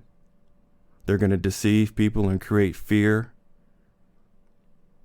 in the world with it. They're never going to let an opportunity this big go to waste. And that's how these devils think. And they also have some little other agendas going on a little bit below the surface. If you notice this Greta character, she's been elevated onto the world stage in a big way here recently. Everywhere you turn, it seems like they're propping her up to make her seem like she's the greatest thing ever. And of course, that's by design. There might be some of that transgender agenda going on. Looks like she could be a little boy to me. She has a big head to be a little girl. She reminds me of the Peanuts gang.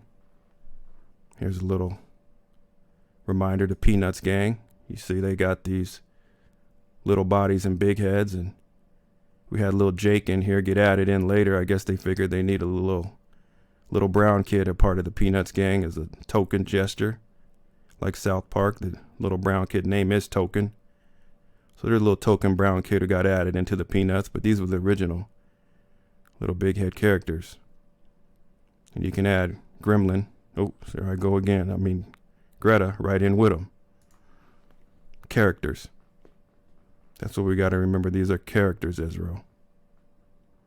And our Father never asked us to fear all these characters, but just to be aware of what they're up to. So we got multiple agendas going on with this climate change fiasco. And they're trying to bring the world under this one world religion, one world government. You know, call it what you want. Esau has big plans, but Yahweh's plans are much grander. And he's already told us that they shall build, but I will throw down. So our Father is going to let these enemy nation folks appear to have a certain amount of success in their world domination and playing God, dreams and aspirations. And in every great movie, storyline, script, it seems like the villain is about to get over and win until the very end, when righteousness wins out in the end. So we need to be ready for that, Israel, because that's how the Most High has designed this script, for the villain to look like they're going to win all the way up until the very end. And so that means that it could be some pain as the villain gets to have his way for a while longer, until our Father finally puts down the hammer and destroys these devils once and for all. So we have to keep that in mind, Israel. We have to keep clinging to our Father and keep our faith no matter what situation we find ourselves in. We don't turn our backs on our Father, because things most likely are going to get dicey out here, and we have no idea when he might try to do his thing and get us up out of here, Yah willing. So we just have to focus on doing what we need to do day in and day out, and don't get overly fixated upon these devils, because they're going to be deviling to the end. I'm going to say that over and over again. That's how he designed them, is to be the devil and the deceiver to the very end. He didn't design them to quit deviling, to say, oh, I'm getting tired, I'm getting old, I'm going to hang up my deviling aspirations. No, that's not how he designed them. He designed them to devil to the end until he destroys them. And so that's their role. And we should never start to feel like we need to get alarmed because they playing their role. But he gonna throw down in the end. And they're gonna have to pay for what they've done. And they're gonna have to pay for what they've done. Let's get into this video and see what's going on with this climate change. Oh yeah, one other point I want to make is when they talk about climate change and battling the climate, that's actually code also for battling Yahweh. Because these folks know Yahweh is the one ultimately in control of all the climate. Everything that goes on in this earth plane, he's in control of it. And if he wants to change a certain thing, wants to cause a famine, wants to call pestilence, insects, tornadoes, earthquake, whatever he wants to call, he can call at any time for it to happen. And so really when they're talking about battling the climate, they're talking about battling Yahweh, the Most High God of Israel. And if they're talking about battling the Most High God of Israel, they're also talking about battling the Most High God of Israel's people. There's always this underlying goal to enslave the Most High God of Israel people, or to just do away with a lot of them. There's always that underlying agenda. Because they know we're the thorn in their side. But they also know we are the apple of the Most High's eye. And if they mess with us, there's consequences. And it seems like today the consequences are coming quicker and swifter when they mess with the chosen people. We just saw recently the little girl, 6 years old, got arrested. Fingerprinted, mug shot taken, because she had a tantrum in her little school. Yahweh is showing us who these devils really are. He's putting it in our face.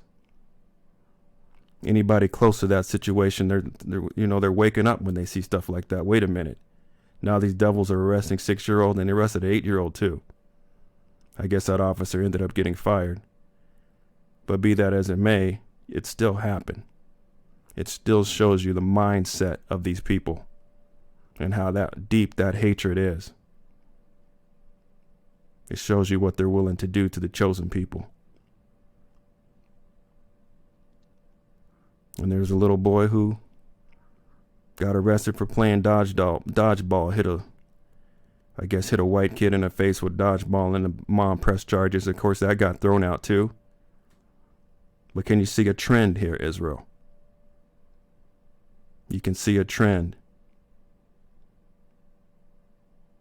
If they had their way, all of us would be locked up. Kids, babies, everything. That's the point that Yahweh is trying to show us. They want us locked up. They want us out of their way. That's the message that Yahweh is trying to show to us at this time. That these devils are not done deviling. No way they would have locked up a little 6-year-old white kid for having a tantrum. It just wouldn't have happened. It wouldn't have went down. And white America would have been appalled at it. It just would have been in total outrage. That's not how white privilege works. So take note of these events that are going on, Israel. Because our Father is showing us the devil is stepping up their plans as Yahweh is stepping up his plans against them. It's fulfilling. Let us be about our Father's business. Notice what this headline says. Pope challenges governments to take drastic climate change measures. Here, Pope Francis is pushing the agenda on a global scale when it comes to climate change. And this happened on the very first day of the season of creation. Notice what the article goes on to say. Pope Francis on Sunday called on world governments to take drastic action on climate change. According to Reuters, he said that governments will have a responsibility at the United Nations Climate Action Summit later this month to show the political will to take drastic measures to achieve as quickly as possible zero net greenhouse gas emissions and to limit the average increase in global temperature to 1.5 degrees Celsius with respect to pre-industrial levels in accordance with the Paris Agreement goals. Brothers and sisters, notice that he is mentioning the United Nations Climate Action Summit, which will take place later this month on September the 23rd. On September the 23rd. So this is significant. He is encouraging politicians, world leaders, governments to do something about climate change. Notice what this article headline says. Pope urges politicians to take drastic measures on climate change. Now, here's something that we should say. Did God prophesy this already? Did God already say something about Babylon, who is the Roman Catholic Church, uniting with the governments of the world, or the politicians of the world, or the kings of the world, the presidents? Notice what your Bible says in Revelation chapter 18 and verse 3, and see that Bible prophecy is fulfilling. We can trust the word of God. Notice what it says. Revelation 18 and verse 3 tells us, for all nations have drunk of the wine of the wrath of her fornication, talking about Babylon, and the kings of the earth, that's governments, that's presidents, prime ministers, and the kings of the earth have committed fornication with her, and the merchants of the earth are waxed rich through the abundance of her delicacies. And I heard another voice from heaven saying, come out of her, my people, that ye be not partakers of her sins, and that ye receive not of her plagues. God made it clear that Babylon would unite with the kings of the earth, the governments of the earth. And would the world follow the beast? Revelation 13:3 answers that for us, because it says, and I saw one of his heads as it were wounded to death, and his deadly wound was healed, and all the world wondered after the beast. So very clearly, the whole world will wander after the beast, and the beast is none other than the Roman Catholic Church, the corrupt system. Let me expand on that. Now, this brother speaking here, he's speaking from Christianity. So, of course, he's not going to identify Christ crucified as the beast, as the real head of the beast. But Christ crucified is the real head of the beast. And that's why it says all the world wandered after the beast. The whole world doesn't wander after the Catholic Church or the Pope. The Catholic Church is actually losing power, and people are leaving the church because of the priest and the pope. All their hands smell like altar boys. All that pedophilia and all that nonsense they're into, the Most High Yahweh was bringing all that out for the world to see who these people really are. So the Catholic Church is just one part of the beast, but the head of the beast is Christ crucified, and that's what the world is really rallying behind right now. So a lot of people make that mistake to just say it's just the Catholic Church, but the Mormons are part of it too, aren't they? You think just because the New World Order agenda is telling the Mormons that, oh, we're all one religion now, that all the Mormons are just going to stop being Mormons and be a part of the Catholic Church? No, that's not going to happen. All of the nation of Israel, all of the nation of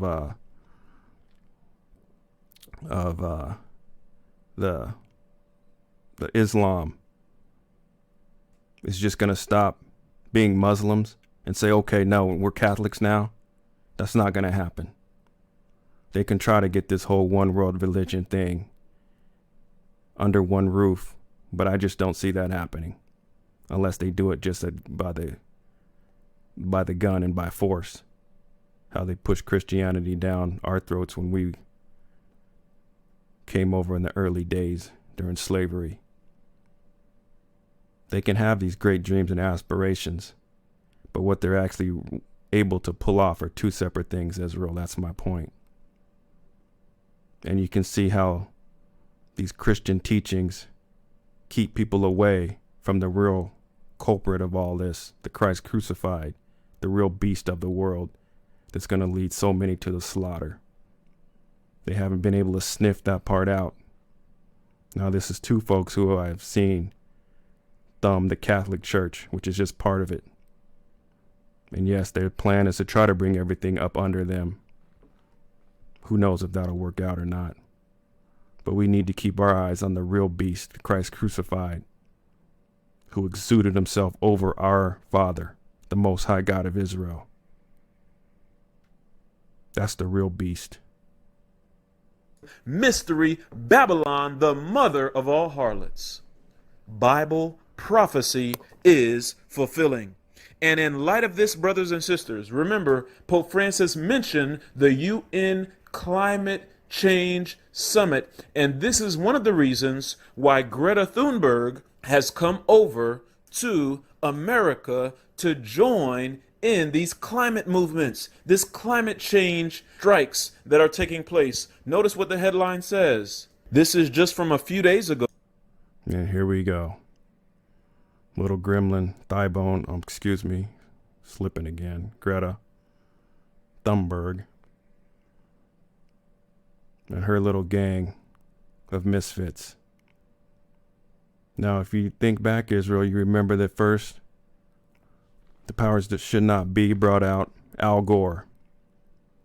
And he was going to be the climate change dude that was going to rally the world behind the cause. But it didn't work out too well. He got caught carrying suitcases full of blood through airports, showing he's the vampire demon that he is. And then they had Bill Gates. I'm not sure which one came first between Bill Gates and Al Gore, but then Bill Gates was the climate dude who was going to rally the world. Who knows where he is or Al Gore? They might be in Guantanamo Bay prison by now. Who knows? But then they bring out this little gremlin, and now she's gonna rally the world, and they're gonna elevate her to be the face of climate change. And it looks like it's actually gaining some traction. They got the young folks out here have no idea what they're talking about, what they rallying for, the outcome of it, how they actually gonna bring any of this change about. But they got them out there feeling like they got some power. And this is another agenda, Israel, I want you to take note of. Because one of the things Hollywood and the Synagogue of Satan pushes through their TV and movie propaganda is that kids know better than the parents. They try to elevate the kids over the parents, so the kids actually have more power than the parents. Now the kids can have the parents locked up for alleged child abuse and things of that nature, and things that go on. You got the kids mimicking and always acting like the parents don't know anything in all these TV shows, always belittling the parents. So they have the parents looking like total buffoons and jackasses, and the kids are the smart ones in a lot of these TV shows. And that's, of course, because they want the kids to be in utter chaos, and they want the kids to do what they want, do thou wilt. And that leads them to drugs and prostitution and all that other nonsense. Leads them away from Yahweh. Any of the Israelite kids listening to this nonsense, of course, it's taking them on a straight path away from Yahweh. It's taking them on a path away from listening to their parents and honoring their parents, which is actually one of the commandments. So take note of this agenda that's playing out, where they're trying to elevate the kids over the parents, to not listen to the parents, not listen to the politicians. And some of Gremlin's recent speeches, she's actually, I guess, getting a little bit more angry at the politicians because that's part of the agenda.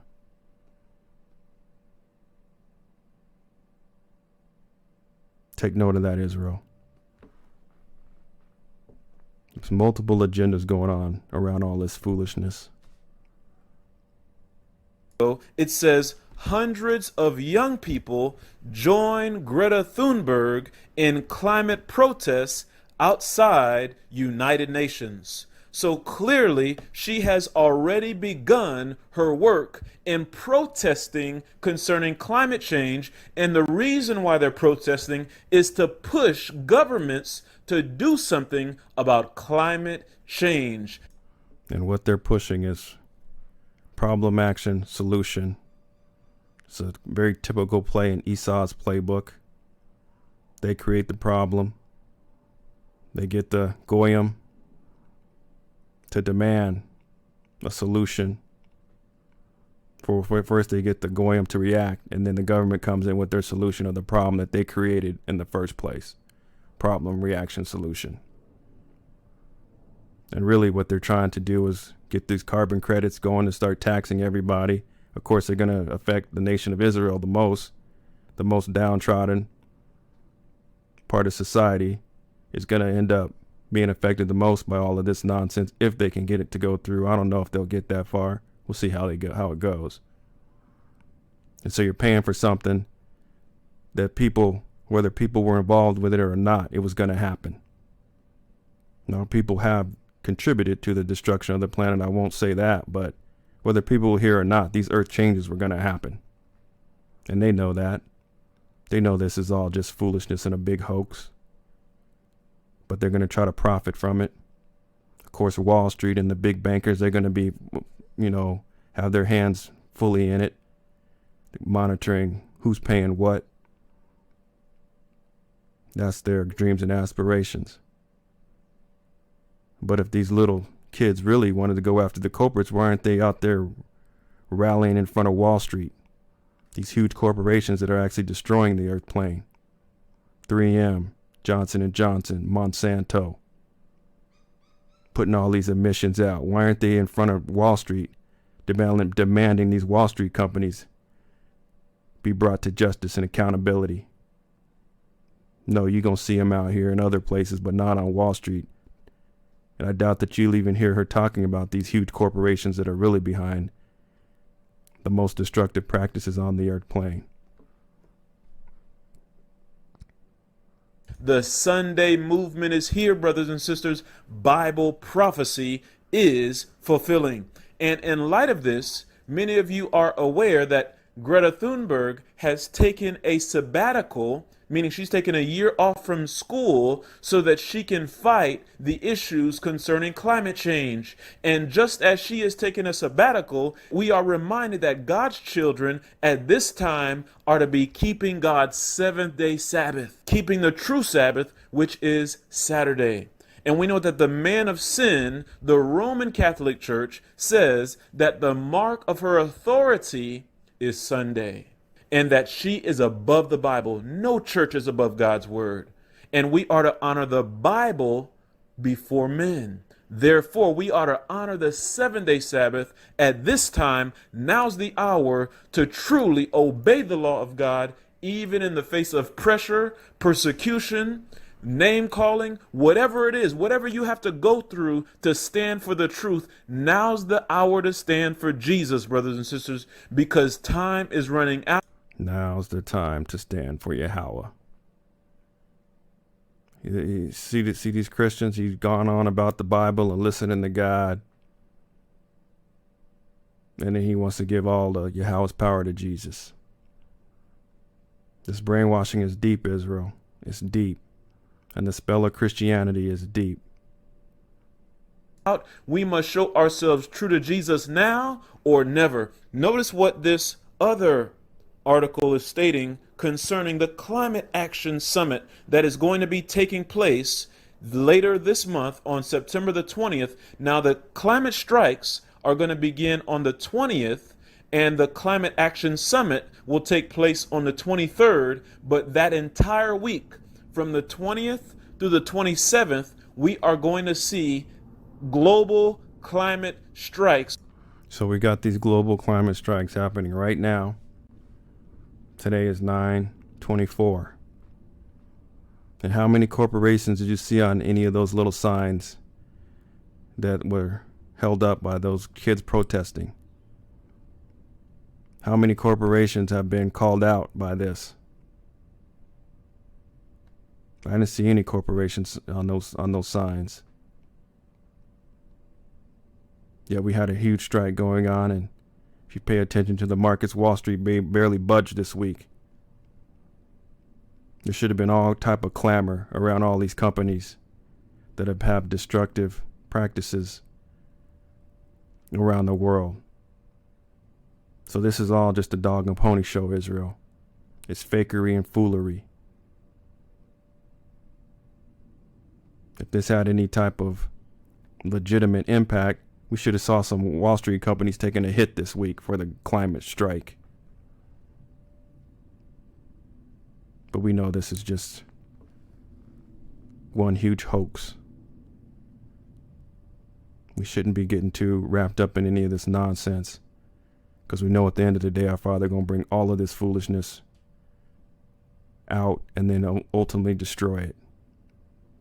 Across the world, this is a worldwide movement pushing for governments to do something about climate change, all during the time frame of the season of creation, which began on September the 1st and will go on until October the 4th. Now, in light of this, brothers and sisters, we must understand also that America is co-hosting a summit with the Vatican, and this is very significant.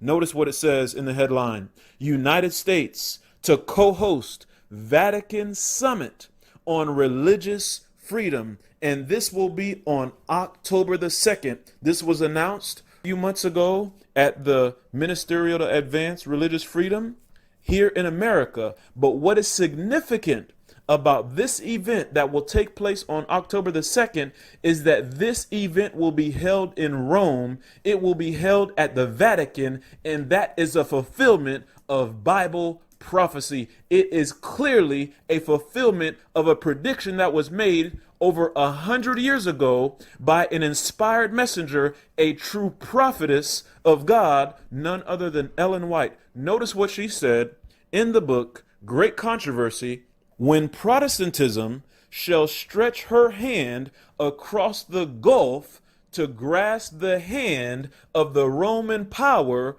when she shall reach over the abyss to clasp hands with spiritualism, when under the influence of this threefold union, our country shall repudiate every principle of its constitution as a Protestant and Republican government, and shall make provision for the propagation of papal falsehoods and delusions. Then we may know that the time has come for the marvelous working of Satan, and that the end is near. Brothers and sisters, here is America reaching across the gulf to Europe, to the Vatican, to Rome, to clasp hands with the papacy. This is a fulfillment of prophecy. Notice what Revelation 13, verse 12 and 13 says. This also proves that Ellen White was an inspired messenger of God. Notice what it says in Revelation 13, verse 12 and 13. And he exerciseth all the power of the first beast before him, and causeth the earth and them which dwell therein to worship the first beast, whose deadly wound was healed. We know that the first beast is none other than the papacy, and the second beast, who would cause the world to worship the first beast, is America. America's the second beast. And we'll put links to other videos that we have that explain these two beasts in greater detail: the first beast of Revelation 13 and the second beast, which proved to be the Vatican and America. And I'm going to say, I say it's Christ crucified, and the Vatican's just a part of that. But all religions are a part of the Christ crucified beast. That's how it's proof that that's what it is. Because to just say the Vatican, what about all the other religions that are outside of the Vatican? No, Christ crucified plays a part in all of those. That's the head of the beast, and all the other religions come in under it. Probably with the Roman Catholic Church playing the more significant role.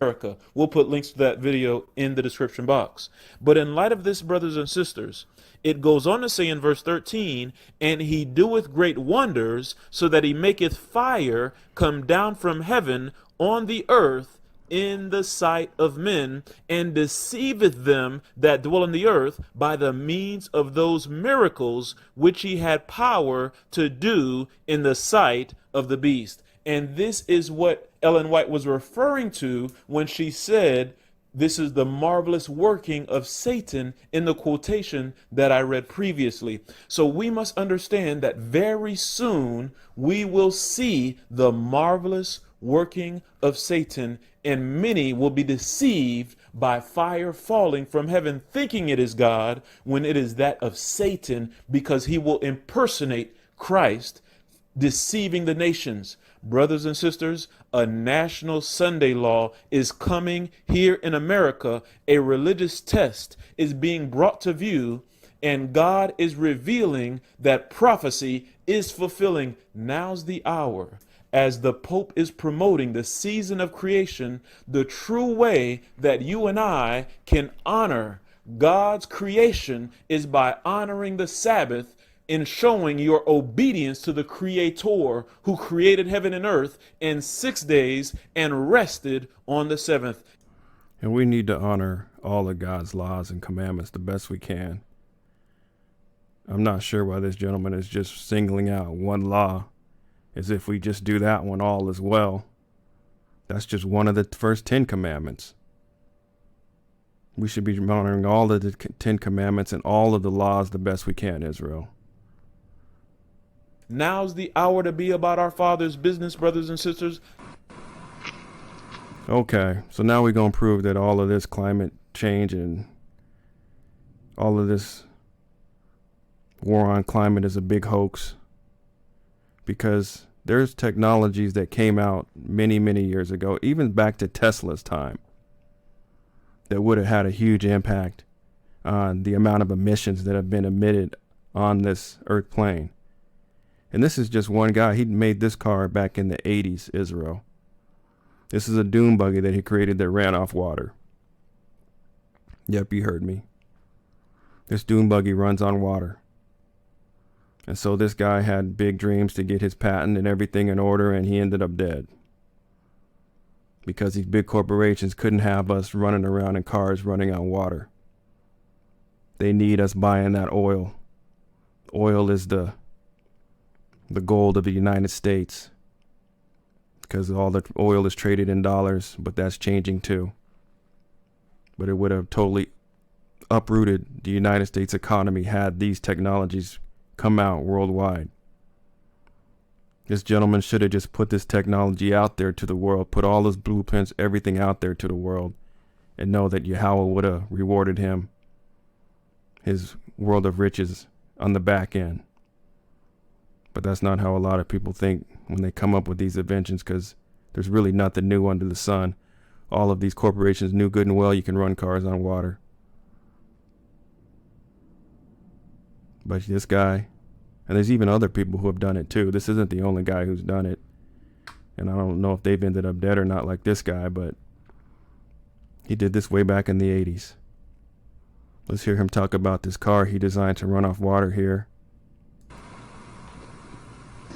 Just explaining how this thing. Okay, go ahead. Yeah, can you zoom in back in here? And his name is Stan Meyer, by the way, if you want to look it up. Of course, you know I'm going to leave a link down below. You can check out his videos. The guy gave his life trying to change the world. But the world wasn't ready for this quite yet. But the technologies that Yahweh will bring out in the future are even going to make this look like very old, outdated technology. You know, Lord willing, in the kingdom, it's going to be nothing like we are experiencing here today. It's not going to have all these technologies that degrade and kill the earth plane.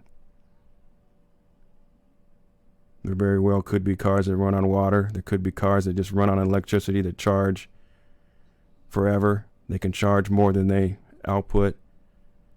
So as long as the moving parts are working, it's just going to keep going. Those technologies exist today.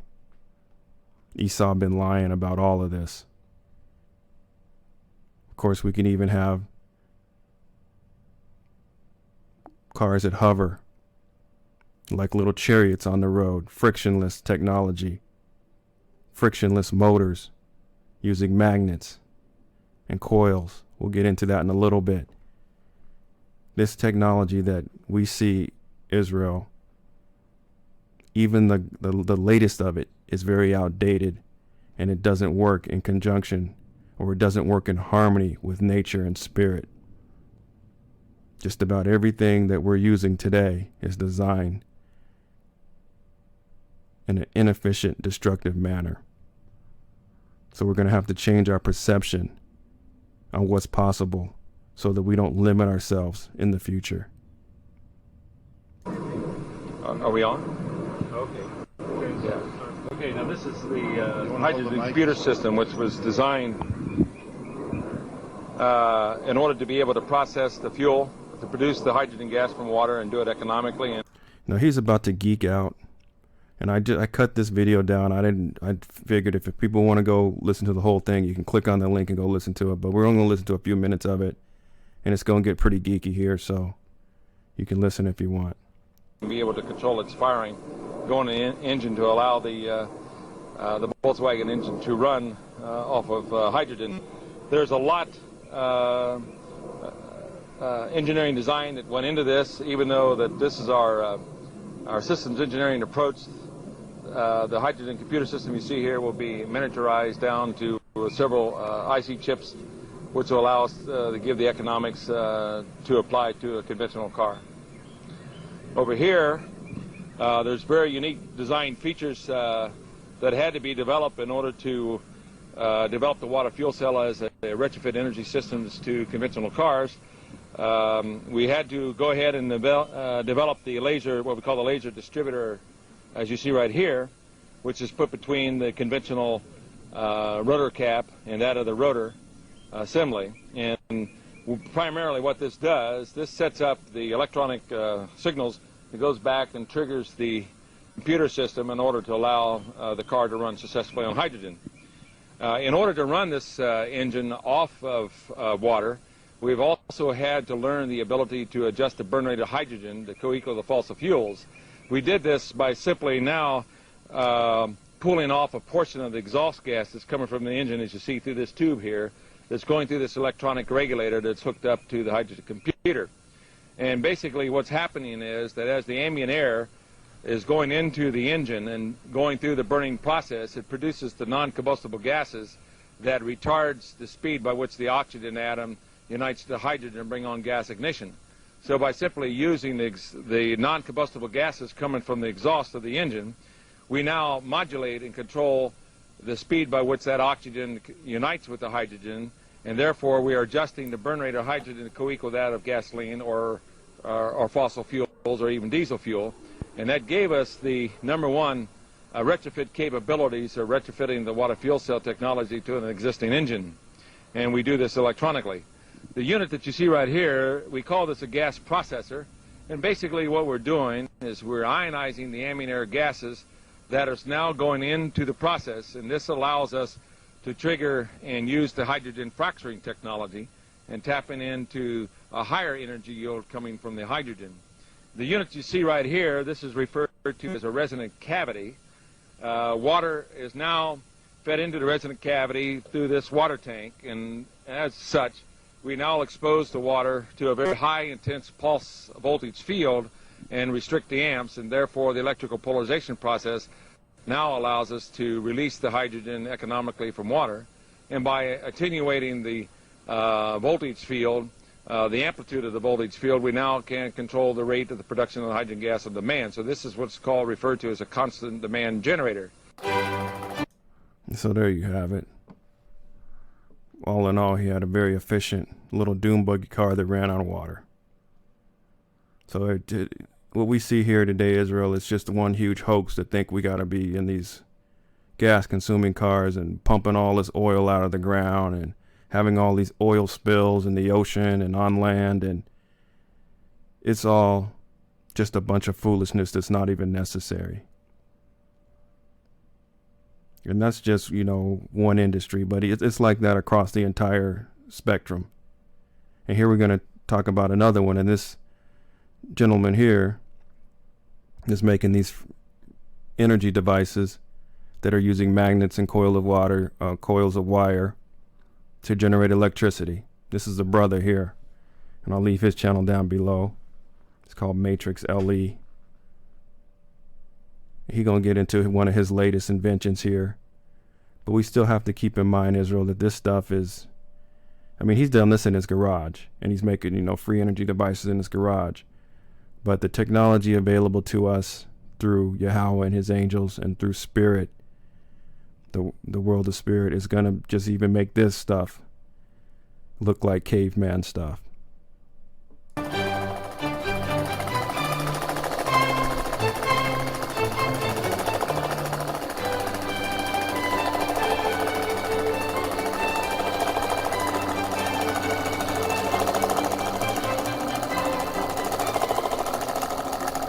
So these are called perpetual motion motors. When you have magnets all lined up in a line with coils of wire going around them, and it produces electricity. And the motor is running because of the charge in the magnets is influencing it to make this round motion. And it'll keep running until you shut it down with the brake, or you stop it in some way, or the moving parts wear out. But that's the only way it'll stop. It'll just keep running like this until you stop it.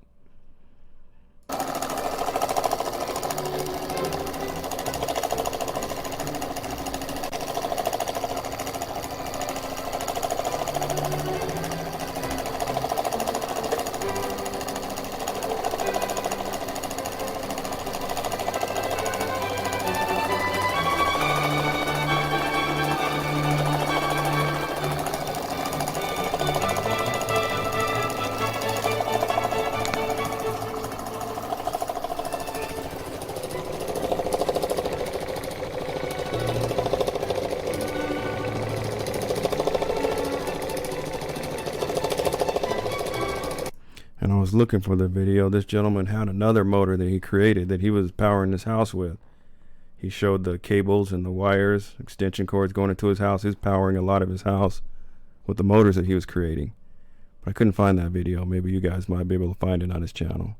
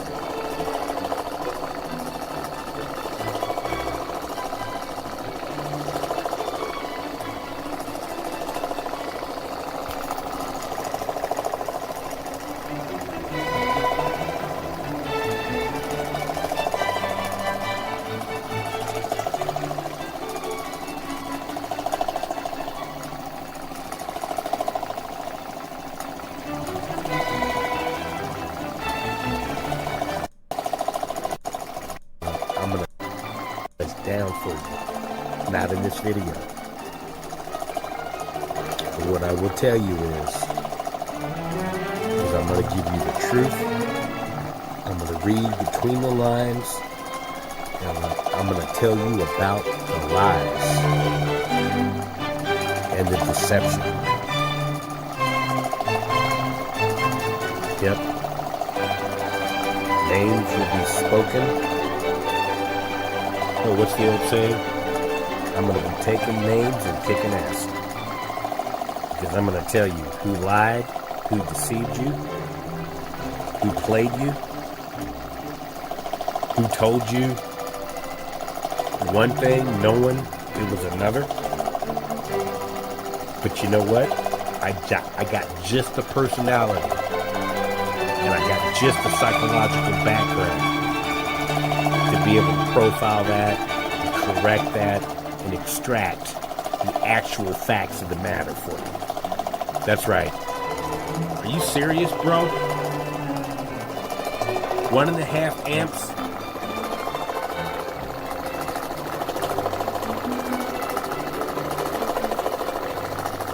At 1100 volts? That's the output? Here's your input right here. 15 volts. I'm using a 1/2 amp. Do some math, bro.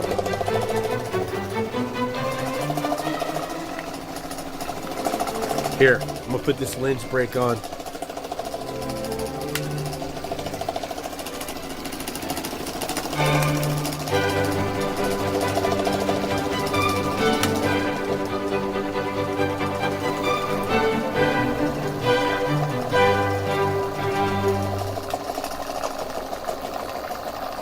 I'm Matrix Lee. Stay tuned for the worldwide video premiere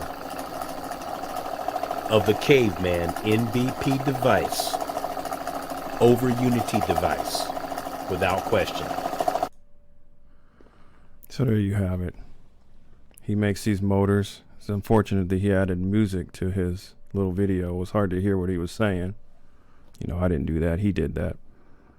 But basically he's saying he's getting ready to bring out these motors to the world. He's going to share all the blueprints, show you how to build them yourself. He doesn't sound like he's trying to go down that patent road and trying to hog all the technology to himself. He's just going to make it available. And he already does that actually on his channel and his YouTube channel. Well, he has a website too. On his website and YouTube channel, he shares his blueprints and his designs. You know, this brother here is just trying to get this information out. And there's a lot of people who build these type of motors. This is nothing new under the sun. And, you know, his efforts are much appreciated this late in the game. We'll see how far he gets. But like I said before, the technology, Lord willing, we all see in the kingdom, is even going to make this little machine here look very outdated. He has some other machines that it seems like they're better balanced, and the part that's turning, it's not creating so much vibration. I'm not sure why this one's not as balanced as some of the other ones he makes, but these are just rough designs.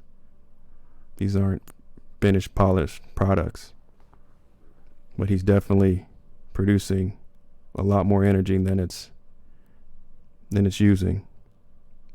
And that's the point here, that all of this climate garbage, all of these corporations, they know they could be making machines like these.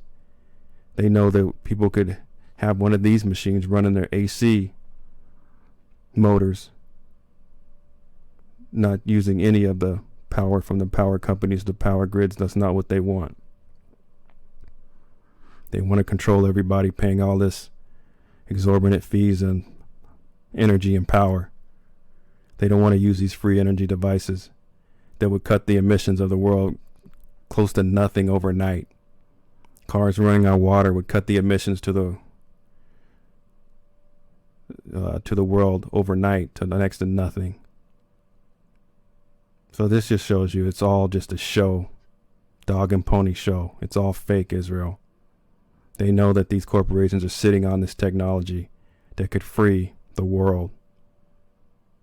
True energy independence could be achieved in a very short period of time if this technology was being released to the world. But then you see the little gremlin out there touting about climate change, instead of calling these corporations out that are sitting on these patents and sitting on these technologies and actually taking people's lives to keep the world as inefficient as possible. This is the thing she should be talking about if it was genuine. But it's not genuine, Israel. And what is genuine from those people, the enemy nation folks? What is genuine? Everything that they do goes against the principles of God, the Most High God of Israel. They have think tanks. That's all they do, is figure how they're going to either play God or go against God. That's who and what they are. And so again, we should never be overly fixated on what the devils are doing to a certain extent, other than just be aware of it. But we should be obsessed with our Father, Yahweh, because he is the one who can redeem us from these devils that have used every bit of technology, a lot of times stolen from us, to then enslave us. That's the game that's been played time in and time out. It's time to wake up from these silly games, Israel. Go to our source, our power source, the Most High God of Israel, and pray to him to get us out of here and bring judgment upon these devils that are hiding all this technology, suppressing all this technology, and keeping the world in shambles that it's in today. Cling to the Most High God of Israel. Tap into our spiritual power, Israel, and pray with everything we got for Yahweh to destroy these devils and bring us up out of this captivity. Shalom.